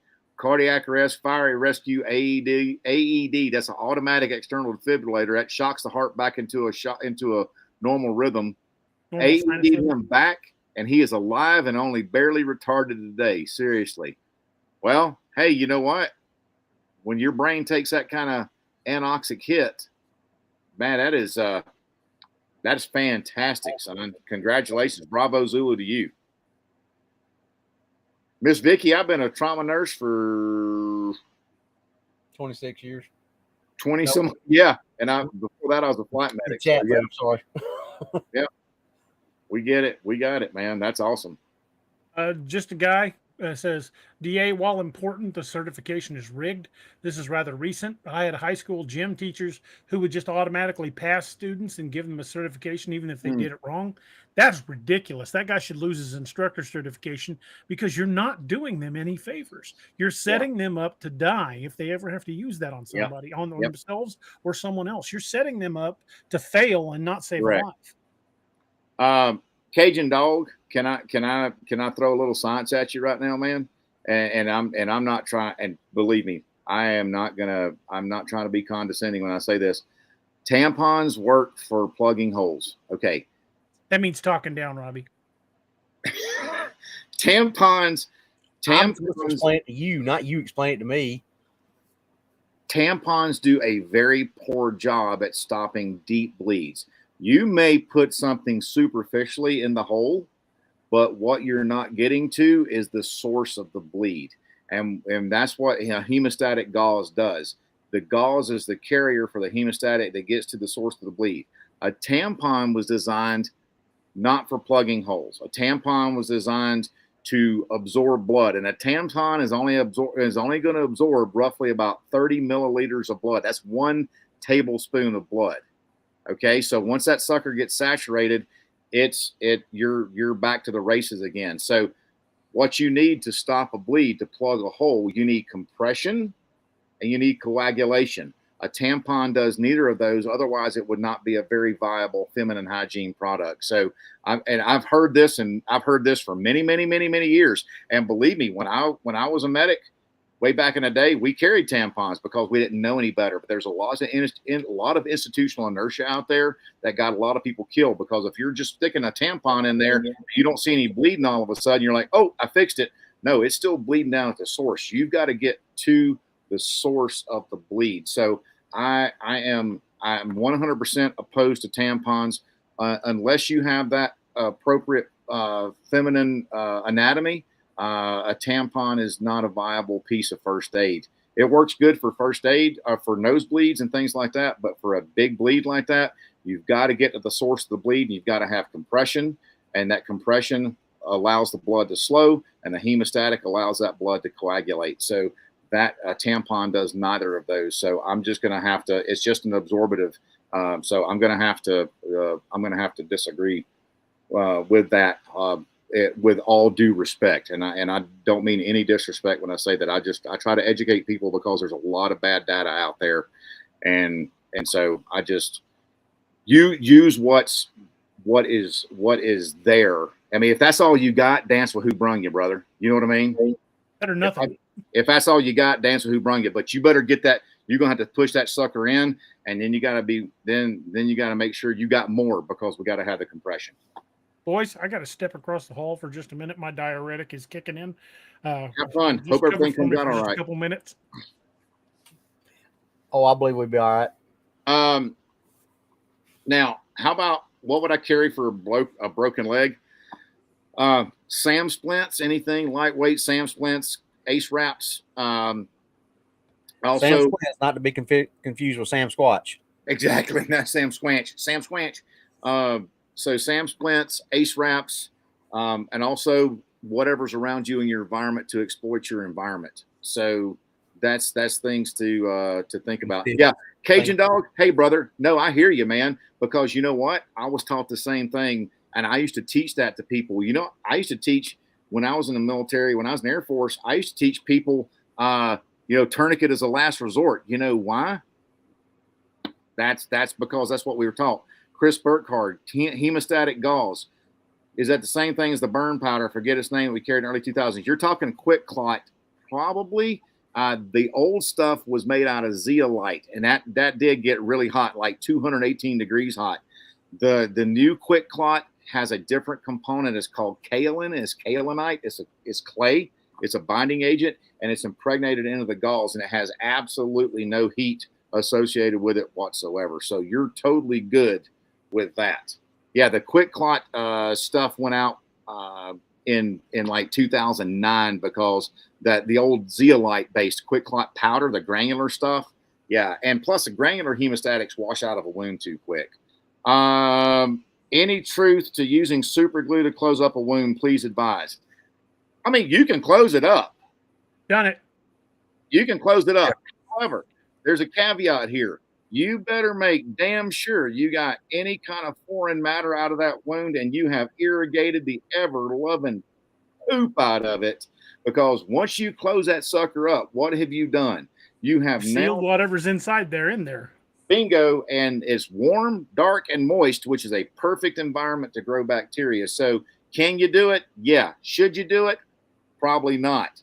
If it's all you got, dance with who brung you, and hope you can get to a hospital to get some antibiotics on board, because they're going to open that sucker up. And I guarantee you, if that wound is more than 12 days old, or 12 hours old, they're not going to suture it. They're going to leave it open to heal by 3rd and 10th. That kind of goes back the same thing with packing your wound with dirt. If that's all you got and you got to do it to keep from dying. Yeah. Like I said, dance with what brung you, but I mean, and hey, y'all, I hope this is good information for y'all. And DA, I'm sorry, I'm not trying to hijack the show, man. This is an important part of this is a huge important part of the safety end of any expedition. Yeah. I mean, because the 7 P's of proper planning is prior proper planning prevents poor performance. Okay. So we've got to make sure we plan, and medical is a big part of it. And dude, y'all come take a class with me. I would absolutely love to have a class with y'all in your area. Let me know. Yes, we do. Yes. Good Samaritan law is in every state. Does it vary in every state? Yes, slightly. But what it basically says is, as long as you act within non-malfeasance, that means no ill will, and you are doing the best you can to the level of training that you have, which means many of us would be held to a different level, a different standard. As long as you don't go exceed that scope of training, you are good. You're okay. Can you still get sued civilly? Absolutely. Everybody can get sued civilly. You can get sued for anything. Yeah, it'll prevent you from having any kind of criminal charges. I hope that answered that, Roxanne. Sorry, DA. I wasn't trying to. Oh, hey, not at all. Not at all. Again, that's what this is for. I think I'll go home now. I think this is a great example of exactly what we're talking about here. Because things you've got to bear in mind. That's a whole part of the safety thing. If you got proper planning prevents piss poor performance. You've got to bear these kind of things in mind, because I have heard about cases where somebody that saved somebody's life Yes. got sued by the person for saving their life. What a dick. Which is, Seriously. I think, an absolutely ridiculous thing that they even allowed it to go to court, but it did. Yeah. I'm like, but really? Yeah. I'm like, what a freaking douche canoe, man. I mean, but see, that's the problem. Yeah, and I'm glad Roxanne asked that, because that's why a lot of people don't care to even try to help people anymore, is because of stuff like that. I'm not going to go help that person because they could turn around and sue me for everything I got. Bingo. And it's sad that we've gotten to that. Roxanne has a good. It is, and Roxanne has a good question. It did, and thank you. Should you have certification for CPR? I mean, you can. That's just going to add you one more layer of protection. The big thing with CPR is, I'm going to talk you through hands-only CPR right now. Hands-only CPR right now. Hands-only CPR. Everybody take your hands. Okay? I got big hands. So everybody take your hands. Put one hand on top of the other one. Fingers overlapping like that. Now, top hand, put your fingers down. Bottom hand, put your fingers down. Now put your thumbs in. Now this is your pressure right here. Right down here is what you're going to press on. You're going to press, filling your chest, fill that notch in your sternum. Okay, that's called the xiphoid process.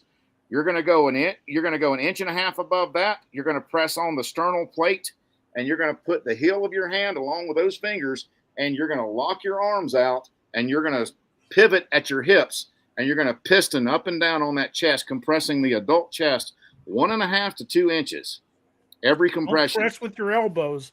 Lock your elbows and pivot with your hips and use your body weight. Pivot at your hips, and you're going to compress at least 100 times per minute. Just remember what Chubb said. It's all in the hips. It's all in the hips. So, yeah, I mean, does having a CPR certification help? Absolutely. But there are so many tutorials online that as long as you're doing something, even if you do it half-ass, that's better than doing nothing whole-ass. You know what I mean? What's the saying, DA? The best decision you can make is the right thing. The second best decision is the wrong thing. The worst decision is doing nothing. Absolutely. I believe Teddy Roosevelt said that. Yep. And so this is something, that's the thing about it, is doing CPR. Even if you don't do it correctly, you're doing something to try to do it, to try to help out. So, holy crap. Yeah. And we haven't even talked about basic equipment. We're still talking safety. Yeah. Basic equipment. But still, while we're still in safety, getting back to those space blankets, you can go on Amazon and for like just a few bucks, you can buy a pack of 5 to 10 of these things. They take up no weight. They're made of Mylar, the same thing that those silver Mylar balloons are made out of, and they've got lots of uses. Now you can wrap a person in them, and it traps in body heat. They actually will hide you from IR, infrared, which is really kind of cool. They'll hide you from thermal, but that's one of those. Am I hiding from IR, and are those level 4 plates? But that's a whole nother tinfoil hat kind of conversation. Hey, you know what? Check out this company called Tacticloak. Tacticloak, TACTICLOAK. My buddy Nick out in here in Elizabeth, Colorado owns it. I want some of that, dude. You can't see diddly squat on thermal nada. Well, let me school you in on a couple things with those Mylar blankets real quick before we jump into something else. Not only can you wrap up in them and keep warm, you can actually make a very small shelter out of one, or more than one. You can make a shelter out of. And if you're in a situation where it's extremely cold and you're afraid that you're going to get frostbite in your feet, you can take one of those and wrap it around your foot, then put it back in the boot. and that is like the best insulation in the world. It traps your body heat in there, keeps your feet warm, and it'll actually help keep them kind of dry. It won't stop water like a good waterproof boot will. But if it's a situation where you might think you might get hypothermia in your toes, wrap your sock in one of those Mylar blankets and put it back in your boot, and it'll blow your mind how much warmer your body will be. 100%. Because you lose a lot of your body heat through your head and through your feet. 100%. Yeah, talking about level 4 plates and all that kind of stuff. Just, I know a lot of people want to get stuff. So before you go to like Temu and buy some of those rated level 3 and level 4 plates and all that kind of trust stuff, my life to anything. You might want to watch Demolition Ranch's last video that he just put out, because he bought everything, he bought all this tactical stuff and shot it with everything from a 22 all the way up to, I think he went to a 308. Some stuff worked, but it's like he said, some of those plates cost $20. It's almost like a 50-50 chance. Do you really want to? Right. Exactly. It's just like a med kit. Exactly. And that's where I was going with that. Yeah. Dude, I knew it. Man. Dude, me and you are simpatico. I'm just saying. You know. 2 fingers, 2 eyes. Here's the thing, guys. If y'all wanna get some free training, go to my YouTube channel, Dark Angel Medical YouTube channel. We've got a free 30-minute training video. We talk about tourniquets. We talk about chest seals. We talk about wound packing and pressure bandages. And we talk about putting somebody up in a Mylar blanket and turning them into what I like to call a trauma taco. So, I know, Sonia. I think I dated her in high school. It's almost like...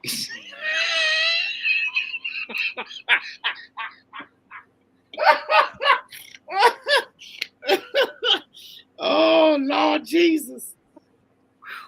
I apologize. That was Doc's got was the bad, vapors. but I got the vapors. Sorry about that. Yeah, so go to Dark Angel I'm the Medical. one with the trauma.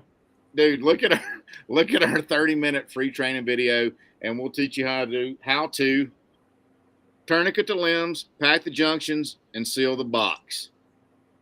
All right? That's the big things you need. Yeah, he did. He broke me. Sorry about that.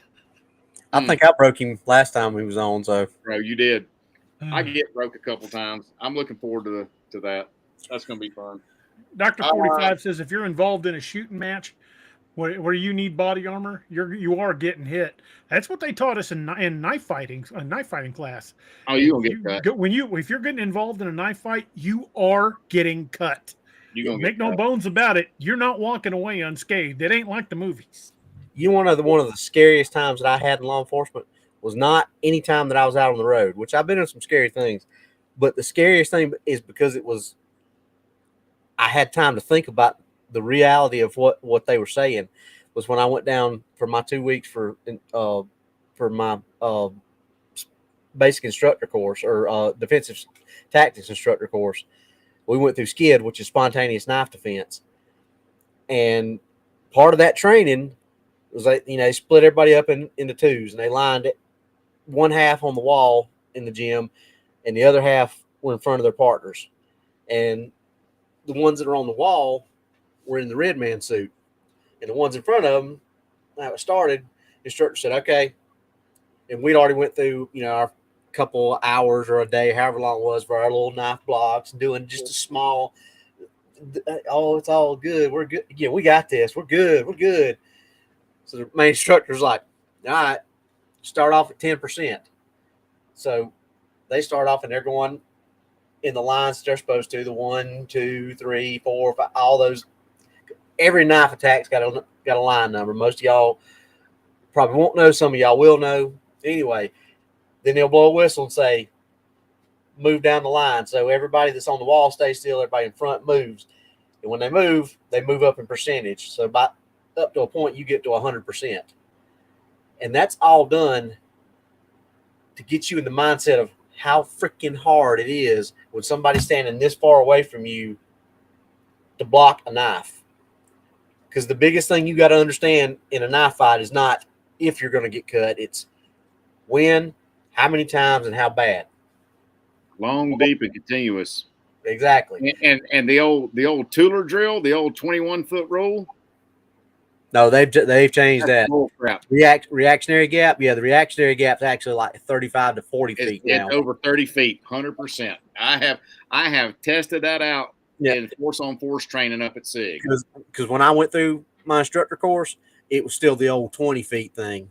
Yeah. When I was in the academy, we did drills where they had a guy run at you with a plastic knife, and we had these little air sim guns we would have to draw and fire on them, and people were getting stabbed left and right, and I was the only one in my group that didn't get stabbed, because as soon as they started coming at me, not only was I drawing, I was backpedaling, and they're like, "No fair, you were backing up," and the instructor's like, "I never said he had to stand there and get stabbed." Yeah, homie, I'm doing this thing called creating distance. Yeah, I was backing up and shooting the whole time. Yeah, who knew that was a tactical move? Boy, It's I'm called, sorry. I'm going it's to bump called out. Get Off the X. Exactly. I'm going to bump out real quick. I got to call my wife, tell her good night, and We'll probably I'll still back be on. here. All right. Tell Miss Angie good night for us. I will. Nah, Miss Angie. All right.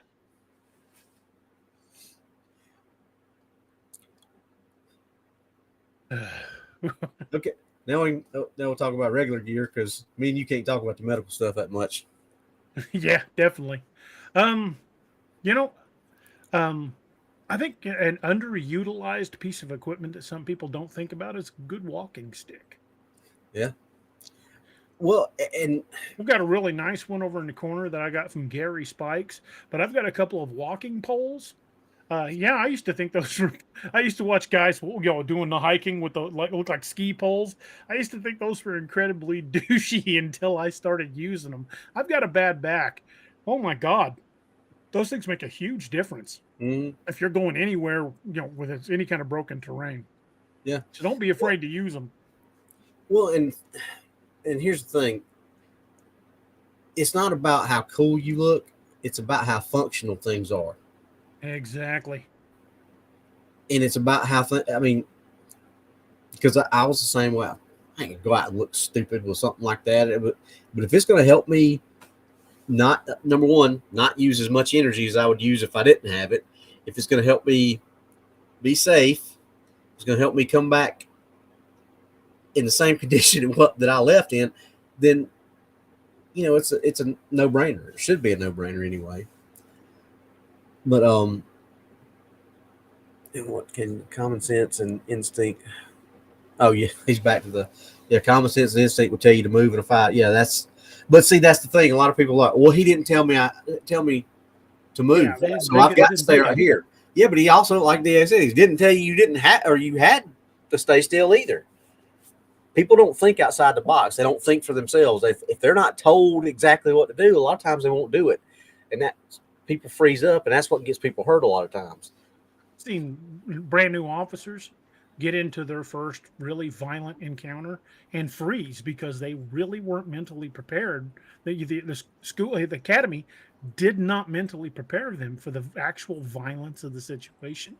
And I'm telling you, I grew up. I've bounced in bars. I was in the military. I was a corrections officer for 10 years. I've been in some pretty violent situations in my life. But it's like the old adage, if you've never been punched in the nose, you don't have a plan for getting punched in the nose. That level of violence, not everybody's cut out for it. And I've had officers there was a dude that me and my buddy Brian Forrester, we were rookies at Greene County together. Brian's an awesome dude, still one of my best friends, just an absolute awesome guy.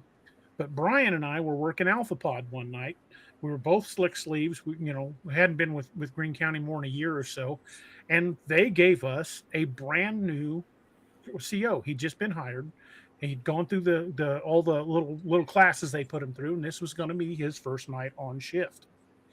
And this was back when they didn't issue us radios. We had to swap radios at the end of the shift. We had to take it off, give it to the next shift. Now they issue everybody their own radio, but that's a whole different story. But anyway, we got this kid. He's greener than grass, and they gave him to me and Forrester first night in our SEG unit, And that's a really good place for people to cut their teeth because they're not in general pop with 120 inmates. All the inmates are locked down and they're only dealing one cell at a time as they open the door. So it's really kind of a good way to get somebody's feet wet as the seg unit. But we get this kid in there, and our shift started at 7. And about 9 o'clock, he said, "Hey, you guys care if I go out to my car and smoke?" I'm like, "No, that's fine. Go ahead. Go take a quick break." And he walked downstairs, turned in his radio at reception, and we never saw him again. I'm not prepared for what we were dealing with. Yeah, some people. Hey, Larry, thank you for the gifted membership, man. Thank you. And he gave it to Roxanne. That is awesome. Congrats, Roxanne. But and yeah, Ed Peak says, I'd see that all the time in the jail. Yeah, we would get these brand new kids, and it happened all the time. They might make it a couple of days, they might make it a month, but eventually they're going to see their first really violent encounter, and some people can't take it. And I'm not saying anything bad about people that can't. Not everybody's wired that way. We used to say it took a special kind of stupid to be a CO for a living, or be a cop for a living. It takes a special breed of stupid because it's not something that everybody is prepared for. And I don't hold that against anybody if they're not up to the task of some of the situations that you're going to be in as a first responder, because it does. We talk about the 22 a day foundation. We talk about the loss of life among first responders on every show, because it takes a tremendous toll, not only on your body, but on your mind. I mean, I still have nightmares occasionally about things that have happened to me in my career. Fortunately, not as often as I once did, but Robbie can tell you. I'll shut up and let him talk. I ain't wrong. And y'all have heard me say this plenty of times. It's people like DA and Doc and I and Steve, people who do jobs like this, first responders, police, fire, EMS, ER, trauma nurses, military. No matter what job you do in any of those, whether you're, a CO, a dispatcher, a road patrol, EMT, whatever you do, we're all wired different, because you can't do jobs like that and see the things that we see on a daily basis and be the same type of person unless you have that where you're able to compartmentalize it. Because if you're not, or if you don't have that, those are the ones like DA's talking about that just can't take it and end up either, unfortunately, being part of the 22 a day foundation or the part of the statistics for that, or like he said, that go downstairs and turn the radio in and are never seen again.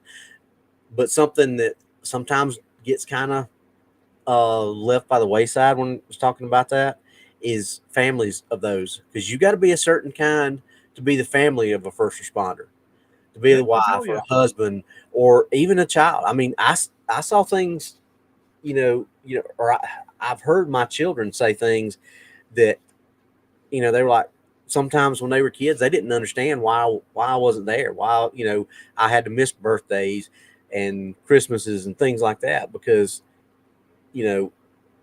why do you have to work, Dad? Why can't you just take the day off? It sometimes it gets rough, the life that we have to live. And a lot of people, unless you've done it, or unless you've been, a significant other of somebody who's done that, or a child of somebody's done it, people don't understand. It takes its toll not only on your kids, but on your spouses. Annette has gotten that phone call 3, maybe four times in my career. She's gotten that phone call from an on-duty supervisor. Once they actually sent a car for her, but she's gotten that phone call. Hey, he's in the hospital. You need to get up there. It's happened. I mean, I've had some pretty serious injuries in my career, and there are times I still think about them and either cringe or wake up in a sweat. Hats off to these men and women. I mean, it takes a special person to do that. I don't remember every situation that I've been in my 25 plus year career, but I remember all the situations, whether I may not remember all the specifics of every individual aspect of that situation. I remember the ones that were like really hairy, and I can think and go back and be like, man, that was so stupid. Why did I do that this way? Why did I make that choice? Or God, I'm glad I made that choice that way, because if I hadn't have, you know, I stopped the car one night, and luckily, for whatever reason, because normally we didn't have backup from the county, you know, but it just so happened that a buddy of mine, Brian Bolden, just happened to be driving by and saw me stop the car and got out with me. And just as Brian gets out and walks up to me, I had just asked the guy, you know, I went through my, hey, you got any bombs, hand grenades, handguns, things like that? He goes, yeah, I got a gun in my front pocket. And he reaches in his pocket and starts bringing his hand out. I grabbed a hold of him and pinned him up against the car just as Brian walked around the front of the car. And if Brian hadn't been there to grab him from behind, because he was already reaching around, because I was focused on that hand, he was already reaching around with his hand. I don't know what he was doing, but Brian was there and grabbed his arm. We spun him around, pulled his hand out, and he had a 9mm in his hand. But now, just I happened to be going by. You never know the decision that you make, or you never know what somebody else's decision is going to do that could or could not cost you a lot. That night that old boy about stomped my skull in, I woke up in the ER, and they were telling Annette after the CAT scan, they're like, you might want to be prepared. He might have brain damage. And I remember coming to with Annette, like shaking my arms, like, honey, wake up, because they had me on morphine. And I opened my eyes and I looked up, and at the foot of my bed, and this is still in the emergency room with those tiny ass emergency rooms, there was like 12 officers standing at the foot of my bed, all guys that were on shift, and like, who did this? Well, you do have a little bit of brain damage, but that's okay. We still love you.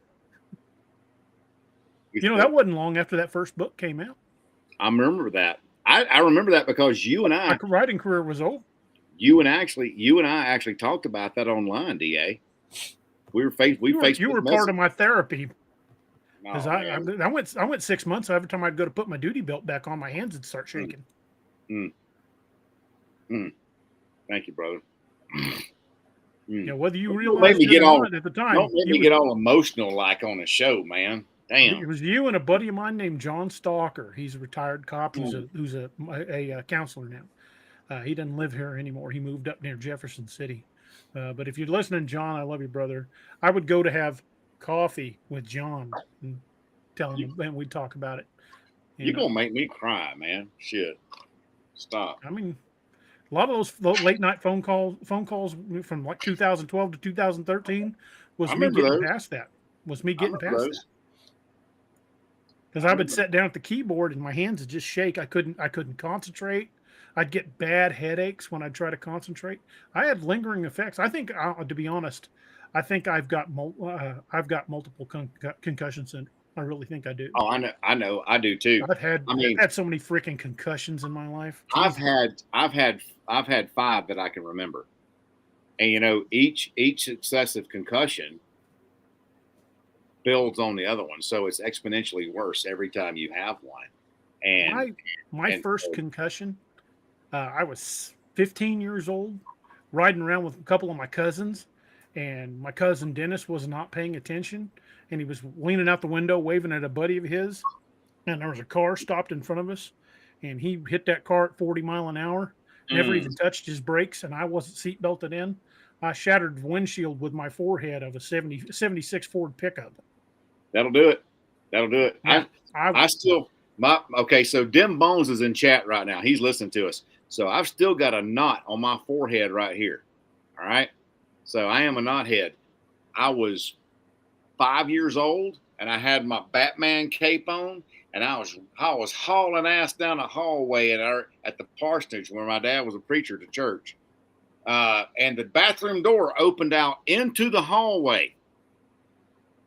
And I was looking at I was running down, I was hauling butt, man. And I was looking at my cape, and I didn't notice the door open up in front of me because I was looking behind me. And I turned around right as that door opened up, and I center punched that freaking door with my forehead, and I was stone cold knocked out. And so if you'd have been dressed as Superman, you'd have been okay. Exactly. Yeah. Exactly. Run through the door. Exactly. 100%. And so I know my brother Keith remembers that. Dem Bones. I know he remembers that. But that was my first concussion. Because I didn't wake up for a minute. I woke up on the couch. And I got knocked out in jump school. I got knocked out falling off of a truck. Yeah. Well, And it gets worse. So I got one for you. Flourished as yours, Doc. But I was Keith, probably like he's maybe, laughing at me. Don't be laughing at me, Brian Keith. Well, let me show you something. See that right there? See how my fingertip fits flush with the rest of my eyebrow? That ain't normal. I got caught in the eyebrow, right above the eye, with a tire tool. A piece of bone. I got a scar right here in my eyelash where that piece of bone worked its way out. I was 19. Good Lord. I'm missing a chunk of bone in my eyebrow. just because somebody calls you a lug head, don't mean a lug wrench will fit it. Was that as we say down in Mississippi? That was a tar tool. A tar That's tool. a tar tool. Got hit right in the eye with a tar tool. That was a tar tool, man. That old boy laid me out like a block of ice. Well, mine was I was about 4 or 5 years old, and I come back into my grandparents' house, and they had one of them old high porcelain sinks in the bathroom, and I'm like, don't ask me why I thought this, but I'm like, I need to wash my feet. So I got up. They had one of them porcelain tubs that was beside the sink, so I got up and I was going to sit on the edge of the sink and wash my feet. So as I'm sitting there I lost my balance and I fell over backwards and fell in the back of my head right here, right on the side of that porcelain tub. That's what you get. I don't know how long I was out, but I woke up I was awake in the sink, and I woke up in the floor. Yeah. And, none of those were even during my law enforcement career. That was long before that. Right. Most of my concussions happened before I ever went to the military. And then, like I said, like Mike Prine, Benning, jump school. Yeah, dude. I had the perfect 3-point landing, feet, ass, head. And I was out. I woke up getting dragged across fire drop zone. So, Keith, Dem Bones knocked out, cold as a tater. Son, I was out like a light, man. Knocked out once by a horse too. Ooh. I was 17 or 18 and got thrown. Yeah, I wasn't trying to ride a bronco or nothing like that. It got spooked by a snake. Dude, a horse threw me, and I hit my head on the ground and laid there. I laid there with my head pressed against the ground for like 5 minutes, trying to remember where I was at. Bro, a horse wreck ain't nothing nice, man. I got bucked off one time because a dog come running up and started nipping at the horse, and it bucked about 2 or 3 times, and I went over its head, got a couple flips, and smack. You know those little Arkansas squirrel dogs? They look kind of like a Chihuahua. They ain't very big. I saw one of them. Oh, Feist. Yeah. I saw one of them nipping at a horse's heels one time, and that horse reared back and sent that dog rolling through the dirt about 30 yards. That dog would never right after that. Now, I tell you how I learned not to mess with vines hanging in the those old vines that come running down the tree trunks in the woods. I was at my dad's house, and I was coming down through there, and I come around a tree, and I started I don't know if I was stumbling or whatever, and I reached out and grabbed a hold of that vine to stable myself, and when I pulled it, it came down, and I heard.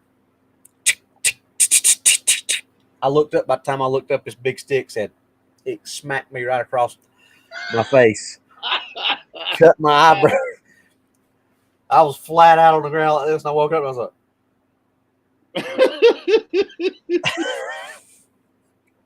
Man, that's why I know if anything hits me in the head, I'm good. Because I'm still here. So, bro, I remember we was building our house and they was digging out the hole for the septic tank, and they had the excavator arm across the septic tank. And I looked at my buddy David, and I was like, I bet I can jump, I can run and jump and grab that arm and do a freaking flip like across the across the way, Like and on the other pitfall. side, dude, and that septic tank hole was like 8 foot deep, right? And I was 8 years old.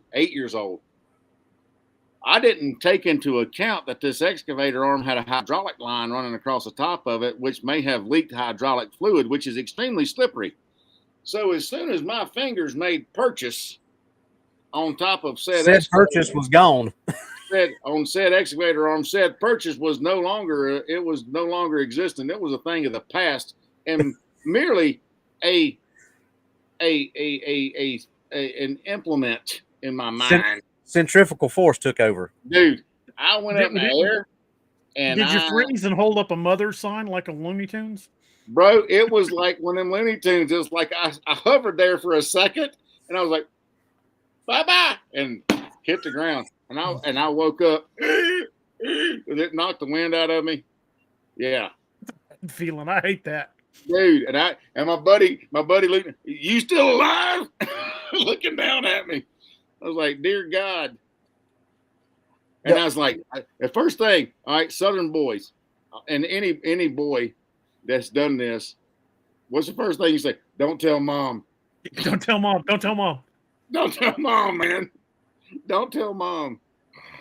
When my oldest son was little, I would hold him or we'd playing with him. And he's 29 now, but he when he was a baby, I'd put my hands on the side of his head and I'd take his head and I'd just very barely touch my forehead to his, like I was headbutting him, and he'd just laugh. And of course, we'd play that game. And then when he got a little bigger, when I'd be holding him, he'd like grab me and bump his head up against me. And it was just me and him playing.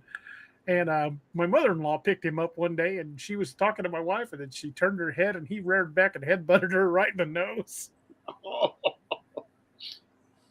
Oh, Lord. Man, I'm like, I don't know where he learned that. But yeah, then taught him to be a goat. He was a billy goat. Don't tell mom.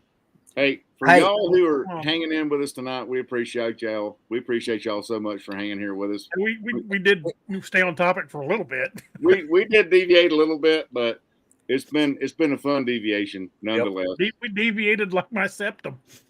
Same. Well, I got Doc, if I tell you this story, you're gonna say, "Well, yeah, that's why you are or the way you are." But my dad used to have a billy goat when I was a kid. no. Yes, Did you do head contest without a helmet. Without a helmet. I knew where this was going as soon as you said billy goat. I knew it. Me and my buddy Sussy used to do that crap when we was getting ready to jump. We'd have our K-pots on, and we'd sit there and go, boom, and we'd smack. We probably got concussions doing that. I'm sure. And his name was Billy, or excuse me, his name was Willie. I'm sure he gave me a concussion or two because there was a time or two I was like, "Oh, that was a good one." That one rung my bell. So much, Robbie. Let me answer the phone. Oh, that's not a phone ringing. It's just my head. That's why we got to have Noah keep you from wandering off sometimes. Yeah.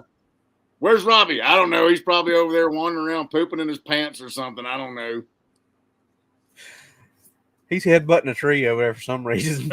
As Doc would say, my semi-loquacious compatriot is over there wondering about involuntarily defecating upon himself.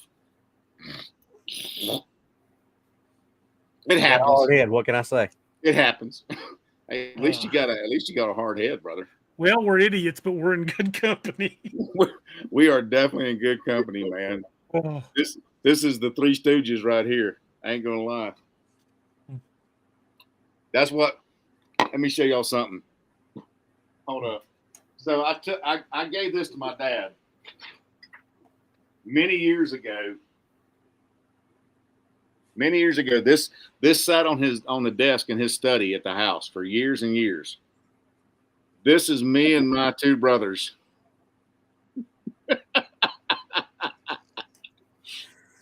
This is me and my two brothers right here.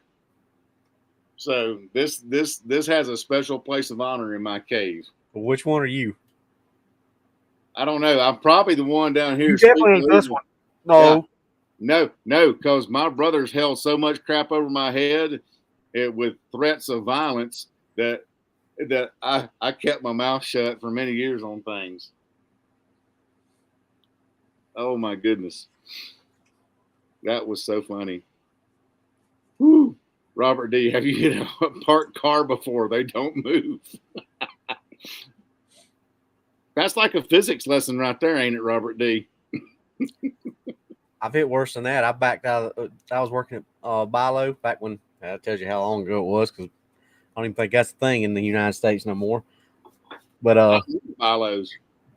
that's one of my first jobs was when I was in school was at Bilo.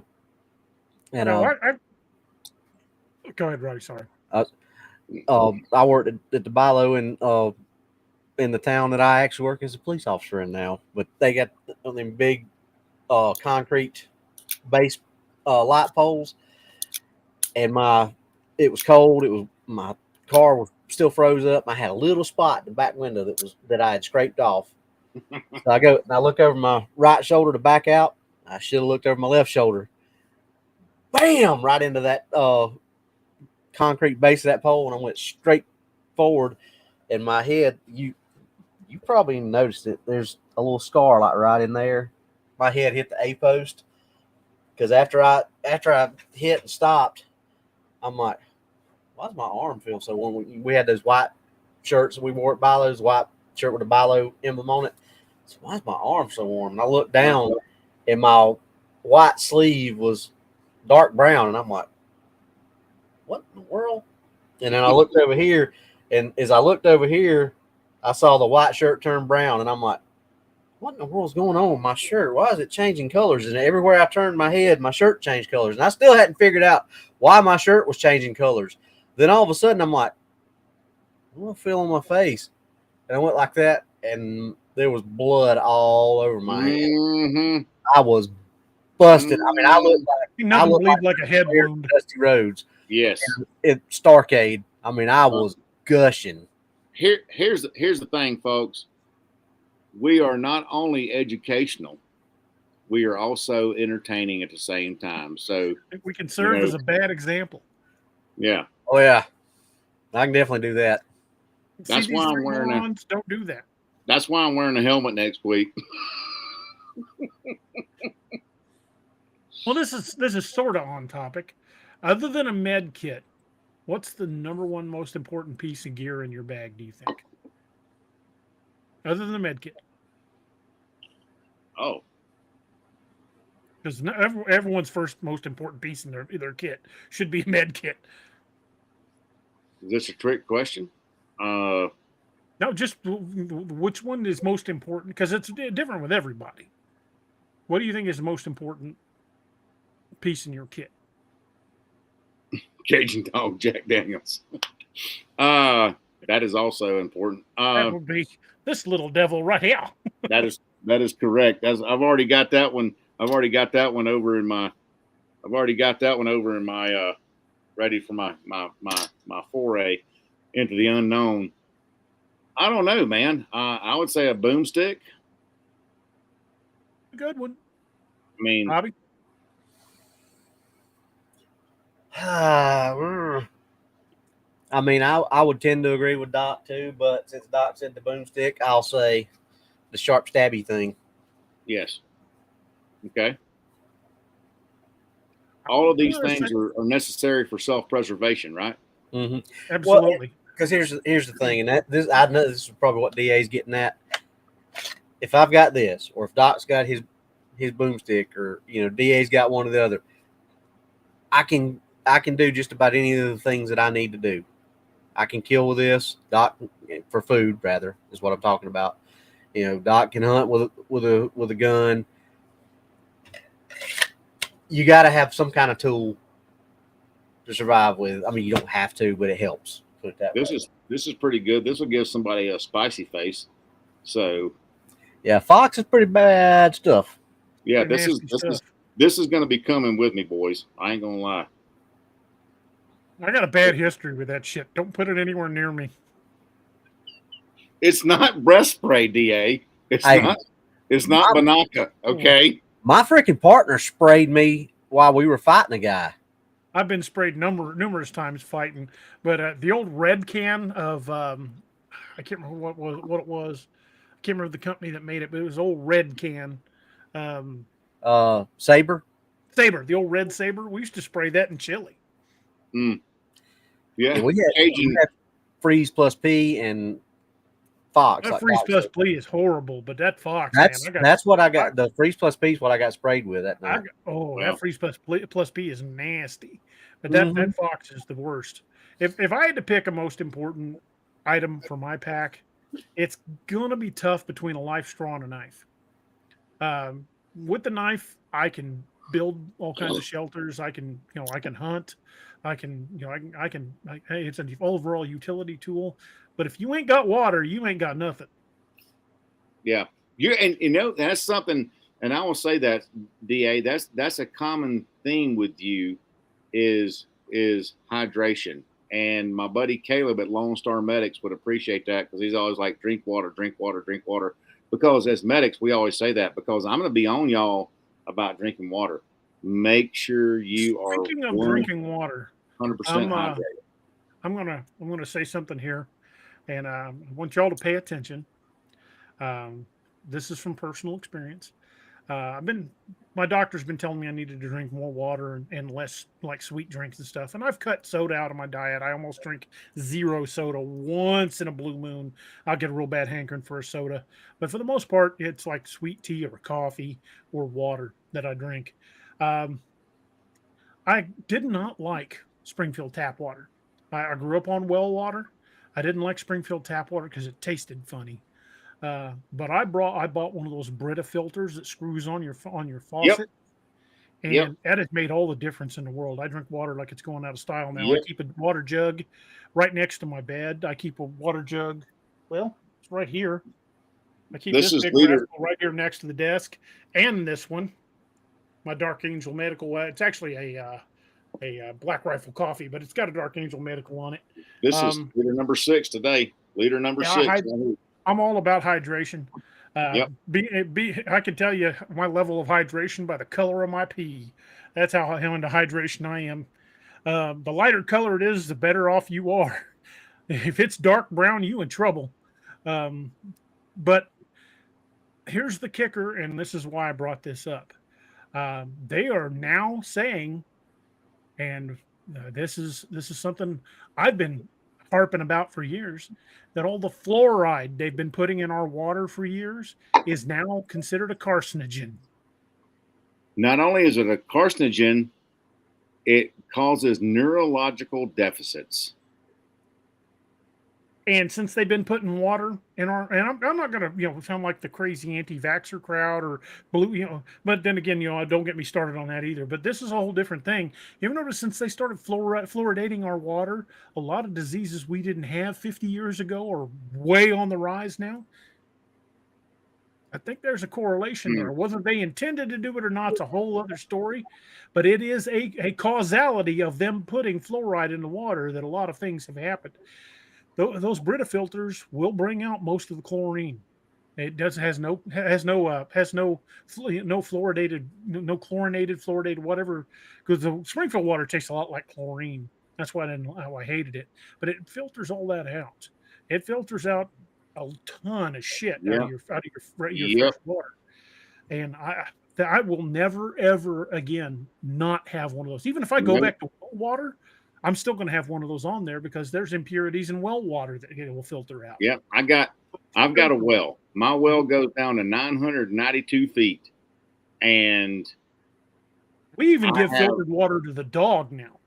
I have a pre-filter to filter out the sediments and the iron oxide, and I have a post filter to filter out impurities, and it's mixed, and it's a charcoal filter. Because charcoal is an excellent filtration device to purify. That Brita filter is a charcoal filter. Yeah, and so I have 2 filters on my well pump, and they're inside, and I change them out every month. And that's folks, like Doc was saying, I'm harping on that. No, you're big on the hydration thing. Hydration is king. Yep. 100%. I love it. Because If you're not properly hydrated, it doesn't matter how good you're eating, it doesn't No. matter how much shelter you've got, doesn't matter, what equipment you're carrying. If you're not hydrated, you're going to die. Well, because here's the thing. I don't care if you got good food for you to process your food adequately and properly, you've got to have the appropriate amount of water in your system. And so if you don't have the proper amount of water in your system, it's going to be a very big downward spiral towards your And demise. something else to remember, folks. Doc and Robbie and I, we all talk about having a glass of something every now and again. But I don't drink all the time. I have a glass once in a No. while. I'm going to have a few glasses when I get to hang out with Robbie and Doc. But I don't drink all the time because, one, it's not good for you, and two, alcohol and caffeine will both dehydrate you. Yep. I mean, caffeine in itself is not a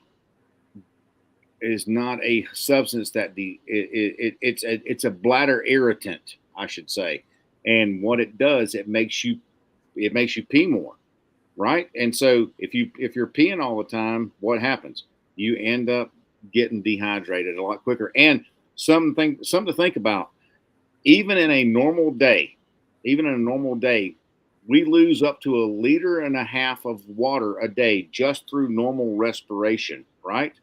And that's through normal exertion. That's not overexertion. If you're traipsing through the woods or something like that, you're overexerting.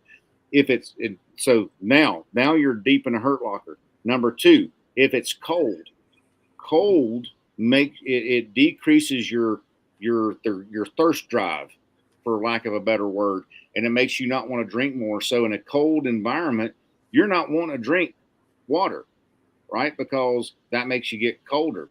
And so here's something I have done. I will put, if I'm going to be in a cold environment, I will put warm water, maybe even hot water, in my Camelback bladder, because as it goes against my body, my body temperature is going to warm it up. It's going to warm my core temperature up, but it's also going to keep me in the impetus to drink more, right? So I want to drink more. It's going to force me to drink more, but it's also, one, it's going to keep my core temperature up, but number two, it's going to make me want to drink more. It's going to stimulate me to drink. And so I want to continually drink, and you got to hydrate, even because if you're thirsty, what does that mean, guys? If you're thirsty, what does it mean? You're already dehydrated. You're already behind the curve, man. You're already behind the 8 ball. So And if you're in a desert or an arid environment, if you're thirsty, you're screwed. Because Dude, they taught us in the Army, if you're in a desert environment, by the time you feel thirsty, yes, you're already almost a heat stroke. Yeah, and here's the thing: like outside right now, it's 14 degrees and 90% humidity outside here in Colorado. You know why? Because it's snowing. Inside my house, it's 70 degrees and 14% humidity, and so I continually drink water out here at this environment at my elevation, because it's a drier environment, and I have to drink. And Roxanne has a good point about hot water with lemon. That before you drink a cup of coffee or a cup of tea, whatever it is you start your day with, drink you a cup of hot water with lemon. I have started doing that over the last probably 18 months, and I noticed that my body functions much better, and it helps you hydrate better. Just a little FYI for you. I knew a guy, when we would go deer hunting, I would always, like you did, I'd either have coffee or I'd have warm water in my thermos. But he would put chicken bouillon cubes Yeah. in his hot water. And he said it was better than Gatorade. You had all your salts in it. And he said it tasted like he's drinking chicken soup. Yeah. Don't put it in your Camelback, y'all. No. No. Yeah, you'll be throwing that one away. When No, they says, no. I can hear Daniel Clark right now, hydrate, hydrate, hydrate. Yep. And when I was in the Army, they would stop us just like at regular intervals and go, all right, everybody drink. And Yeah. they hammered that into our heads, man. We were drinking those big 1 liter bottles of water like they were going out of style. And I remember going to the barracks at the end of the day and taking my BDU top off and the back was white from the Salt salt. stains. Yep. Yeah. You're going to see it on your What the clothing. hell is that? Yeah, you'll see it on your clothing, and you'll also see it on your boots. We get salt stains on our boots when we're sweating it all out. Drink water, dude. 100%. Water is your friend. It's life. Water is life, man. Because if you don't taste salt in your sweat, you're in trouble. Yep. Water is life. That's why I think that life straw is probably my number one tool. I mean, my number one survival tool, but the knife is kind of technically going to be there anyway, because I keep the knife and my pistol on my belt, not in my pack. I do have extra ammo and usually backups in my pack, but I think that number one most important thing to me is that life straw, because if you cannot hydrate, nothing else is going to save you. Yep, 100%. And I'll tell you all this: make sure if you're drinking water, that water is good. You've got to have electrolytes. So every time you drink some water, the next thing you need to drink is an electrolyte solution. So there's this stuff called Element, LMNT, Element, and it's in a little like a little straw pack. You rip it off, dump in your water, mix it up, and it gives you your electrolytes. That or Drip Drop or Pedialyte, any of that kind of stuff that comes in these little tear-off tabs of Gatorade. Yeah, just make and those little straws, you just dump them in your water. Drink one water, one electrolyte. When your water is gone, fill it up with the electrolyte solution and water on top of that, and then you're drinking an electrolyte solution. So alternate between one water, one electrolyte, because too much water is a bad thing. You can actually get what is called water toxicity if you're drinking too much water too fast. You gotta drink a shitload of water to do that. Yeah, and you can end up peeing off all your sodium. And when you pee off all your sodium, you have a fluid shift, and you can actually get swelling on the brain, fluid on the brain. It's called cerebral edema, and that can lead to seizures and death. And so water, electrolyte. You need to switch back and forth between the two. That's critical to maintain adequate muscle function, because your muscles, including your heart, which is a muscle, require an adequate amount of sodium, potassium, calcium, and magnesium. You got to have that stuff. Believe me. And that's another good idea right there.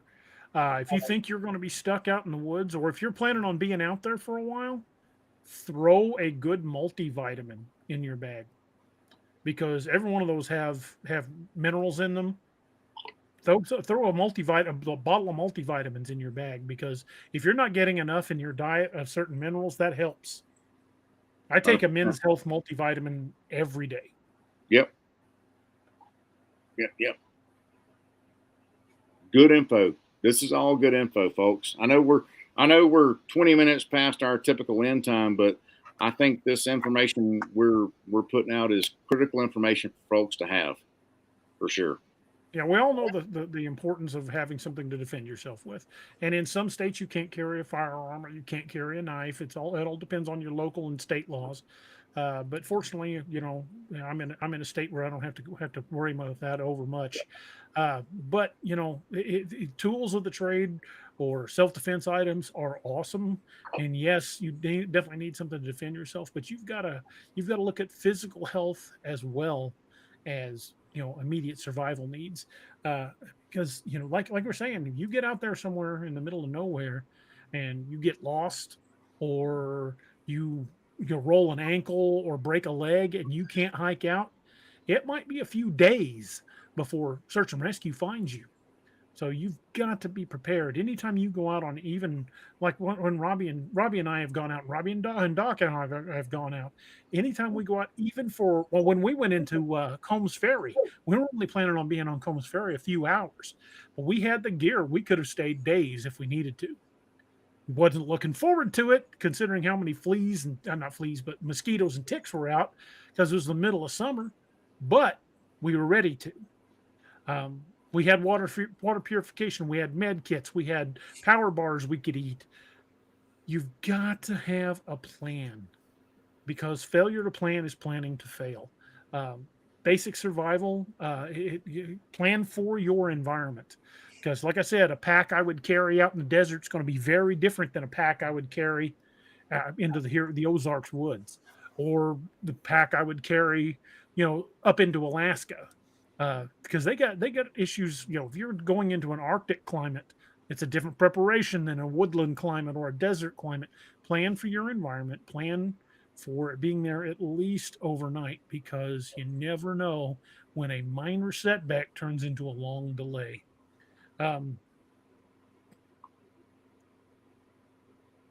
Cajun Dog says, hope for the best scenario, prepare for the worst scenario. Absolutely. Because hope is a poor defense strategy. Just at the bare minimum, make sure you've got a med kit, water, something to filter water, something to build shelter with, and a good knife. That's a bare minimum. There are lots of other things, and we'll probably do this again. I would like to put out a list, probably do it on my website, just a checklist of things that are good ideas to have on hand. But also, when you think about this, you want to bear in mind, you don't have to carry everything for the group. You can break things up, because any of you fellows that have been in the military, and Robbie's been hunting and fishing enough to know this, that ounces equal pounds and pounds equals pain. The more you carry, the harder it is going to be to pack that in and out. So you want to keep it light. That's why we're talking space blankets and life straws weigh nothing. 100 yards of 550 cord wound up weighs next to nothing. Just bear in mind that everything you're planning to pack in, you got to carry. So remember, ounces equal pounds and pounds equal pain. I just said that before you come back. These little rhymes exist for a reason. Like proper planning prevents piss poor performance, or the rule of three, or the rule of two. Stupid. Yeah, keep it simple, stupid. These rules exist because as little memory devices for us to remember the basics. Because if you don't have the basics, it doesn't matter if you spent $5,000 on the perfect gun for every situation. It ain't worth a damn thing if you ain't got water to survive, or shelter to survive in. And again, I've actually talked about with Robbie, and I've mentioned it to Doc. I thought about starting another channel. I was going to call it Low Speed High Drag Operator, and do just common sense videos like this, 10, 20-minute videos where teach someone how to field strip a Glock, teach someone how to field strip a 1911, just little videos like that showing basic things. Because if you watch these gun tube channels, like, I'm not going to mention any names. You guys know exactly what I'm talking about. But a lot of these high-end gun guys are always talking about, oh, you got to have this SIG with all these bells and whistles. And they're always pushing these pistols that are $5,000-$6,000. But you don't have to have the most expensive gun on the planet. The best gun in the world for you is, one, that you're comfortable with, and two, that you've trained with. Because if you haven't trained with it, it doesn't matter if it's got a competition trigger and an optic, glow in the dark optic, and all the bells and whistles, and a flashlight, and a pistol brace extension. I've been to the range with a guy, and I'm not going to mention him by name. I doubt he's watching, but he'd know exactly who it was if I mentioned him by name. But he'll know who it is anyway. But I had this kid fresh out of the academy, and I was an old timer, and he was standing next to me on the range on a qualifier day, and he goes, "Think you can keep up, old man?" I said, "Oh, well, I'll do my best." And it took him 4 times to qualify, and I qualified once on the first time. Boom, 95. He kept having failure to feed issues. He kept having, missing the target entirely. Stovepiping. He had every issue in the world. And he had about $5,000 in that pistol he was trying to qualify with, and I had 350 in my used Glock that I bought off of a friend of mine. Yeah, the only modifications on that Glock were Glock factory night sights and a TLR1 light. That was it. And I ran the qualifier and shot in the high 90s, while he failed to qualify 3 times. His weapon was it was an expensive thing, but it was very ammo finicky. It would only take SIG ammo. Nothing else would feed. Whereas my old Glock, man, you could buy 5 boxes of ammo by different manufacturers and throw them in a helmet, shake it up, and just start loading random rounds, and it would have fired all day. Yeah. So the best pistol is one you can afford, one you're familiar with, and one you have trained with. So it doesn't matter what the name brand is. It doesn't matter if you've got a high point. If that's what you're familiar with and that's what you know how to shoot, that's what you carry. I believe Winston Churchill once said, I would rather have a first-rate soldier with a third-rate weapon than a third-rate soldier with a first-rate weapon. So know what you have, practice with it, know its strong points, know its weak points, know its pros and cons, but be proficient with it. The old West adage of beware of the old man with one gun. So And Wyatt Earp once said, fast is fine, but accuracy is everything. Absolutely. Amen. So practice, folks, and head over to darkangelmedical.com. Use a coupon code cryptid20 for 20% off, and I will back your play. If you use what we have to save someone's life, including your own, I'll back it. I'll back your play, and I'll replace what you have used. Absolutely, 100% free of charge. That's called our Kit for Life guarantee. So HSA FSA compatible. Thank you. Yes. That's all I got. Right. Slow is smooth and smooth is fast. And then, and if you get all fancy, you might even get one of these Team Odin rockers. Heck yeah. I'm just saying. All you got to do is comment when you purchase it with either Team Odin or codename Wild Hunt, and you can get one of those little rockers on your kit. Yes, sir. Birthdays in boxes. Birthdays in boxes. Birthdays in boxes, baby. That's what it's all folks, about. I think you all remember a few weeks ago we had someone commenting in the chat that it was shows like this that caused the problem with those two guys that lost their life in the Cascades, and I'm going to go officially on record to say that is absolutely horseshit, because we preach safety, and this is not the first time we've done a show like this.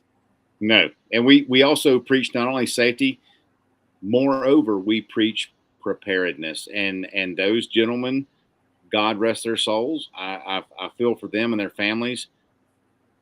It's all about preparedness. You've got to be prepared. And that is a perfect example of failure to plan is planning to fail.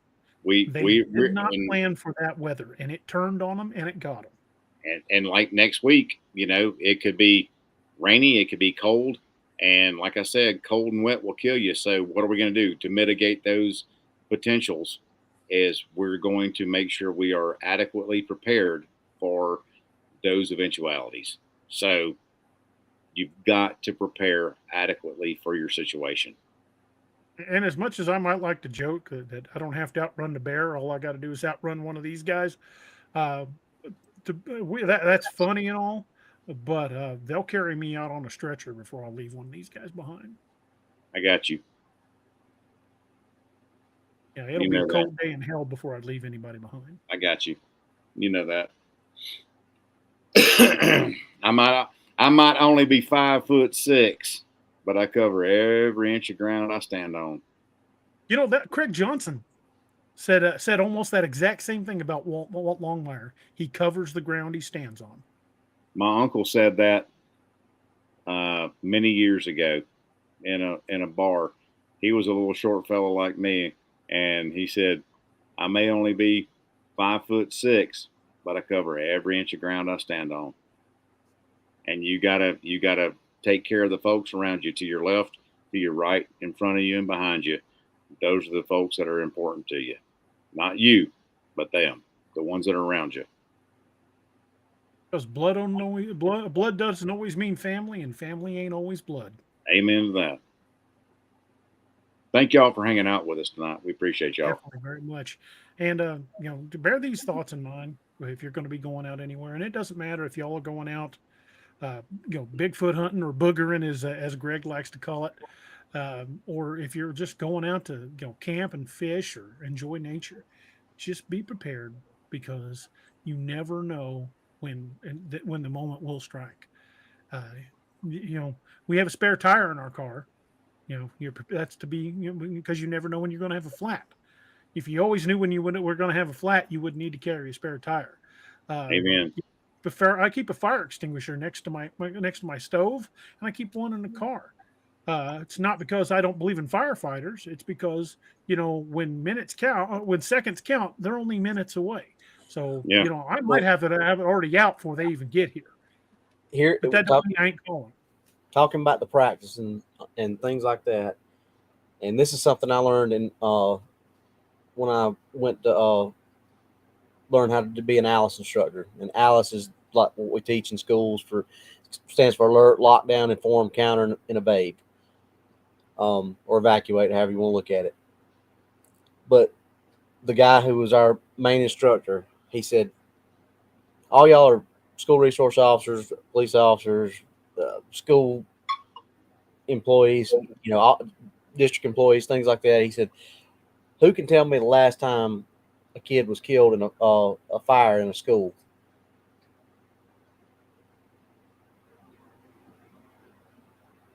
Long damn time ago. Mm-hmm. Why? What do schools practice every stinking month? And I know because I got fire drills, baby. Fire drills every month. We have to have a fire drill once a month. We have all this paperwork we have to do. We have to pull a different station every month. But the kids know what to do. What do we not practice? Intruder drills. There's, the tornado drills are only practiced every so often when it's closer to tornado season.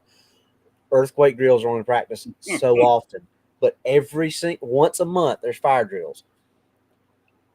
Yep. What does that tell you is a statistical thing? The more you practice something, the better you are at it. And the less likely you are to have whatever that is take you out of the equation. What was it? 120%. What is it that the late great Demo Dick Marcinko said? The more thou sweateth in training, the less thou bleedeth in combat. Yep. And also, I'll add to that. I met old Tricky Dick back in the day, man. He was a good dude. Got his autograph on a book. Oh my God, that dude was amazing. What did he say? You ain't got to like it. You just got to do it. Got to do it. And the only easy day was yesterday. 100%. The only way out is through. Hoo-yah. Stupid and running and gunning. How about we do that? I don't have any Bombay Sapphire. I'm not a gin guy, but I am going to pour a little bit of the Irish. And I think we should have a quick toast to the memory of Demo Dick, Shark Man of the Delta. Shark Man of the Delta. I don't know a lot of authors personally, like big names. But when I was first starting out, I messaged him, and he took the time to talk with me and gave me good advice about my books and even better advice about life. So I never met the man face to face. I bought the book with his autograph already in it. Wish I'd had a chance to met face to face, but we talked over Facebook Messenger and over calls a couple times. He was one of a kind. And yes, he was. I'm going to lift a glass to Demo Dick Marcinko, the Shark Man of the Delta. Demo Dick. See you in Valhalla. Booyah. Smooth. Yeah, his favorite drink was Dr. McGillicuddy's. Yeah, and I'm not a gin guy. Just not. Noah likes it. I'm not. Yeah. Gin makes me sin, so I'm not going to do it. And tequila makes me stupid, so I don't drink tequila anymore. I thought that made your throat fall off. When I was a young man, before I met my wife, when I'd go out with my buddies and we would drink tequila, it was almost guaranteed I was going to get into a fist fight. I get stupid on tequila, that's why I don't drink it no more. Oh, Oh, hey, I found a picture, DA. Robbie. That's funny. That's funny right there. Them That's girls. me. That's me and my brothers and my daddy back in the day. Yeah, Noah really likes gin. He just popped into the comments. Yeah, I would love to have got to bought Demo Dick a drink and actually Dude, I met him at SHOT Show years ago, and you know what he had sitting in the underneath the table at the booth? Bombay Sapphire. You damn right. He autographed a poster for me. I think he was half in the bag when he did it, but my God, that dude was Considered some of the shit that man did in his life. He earned it.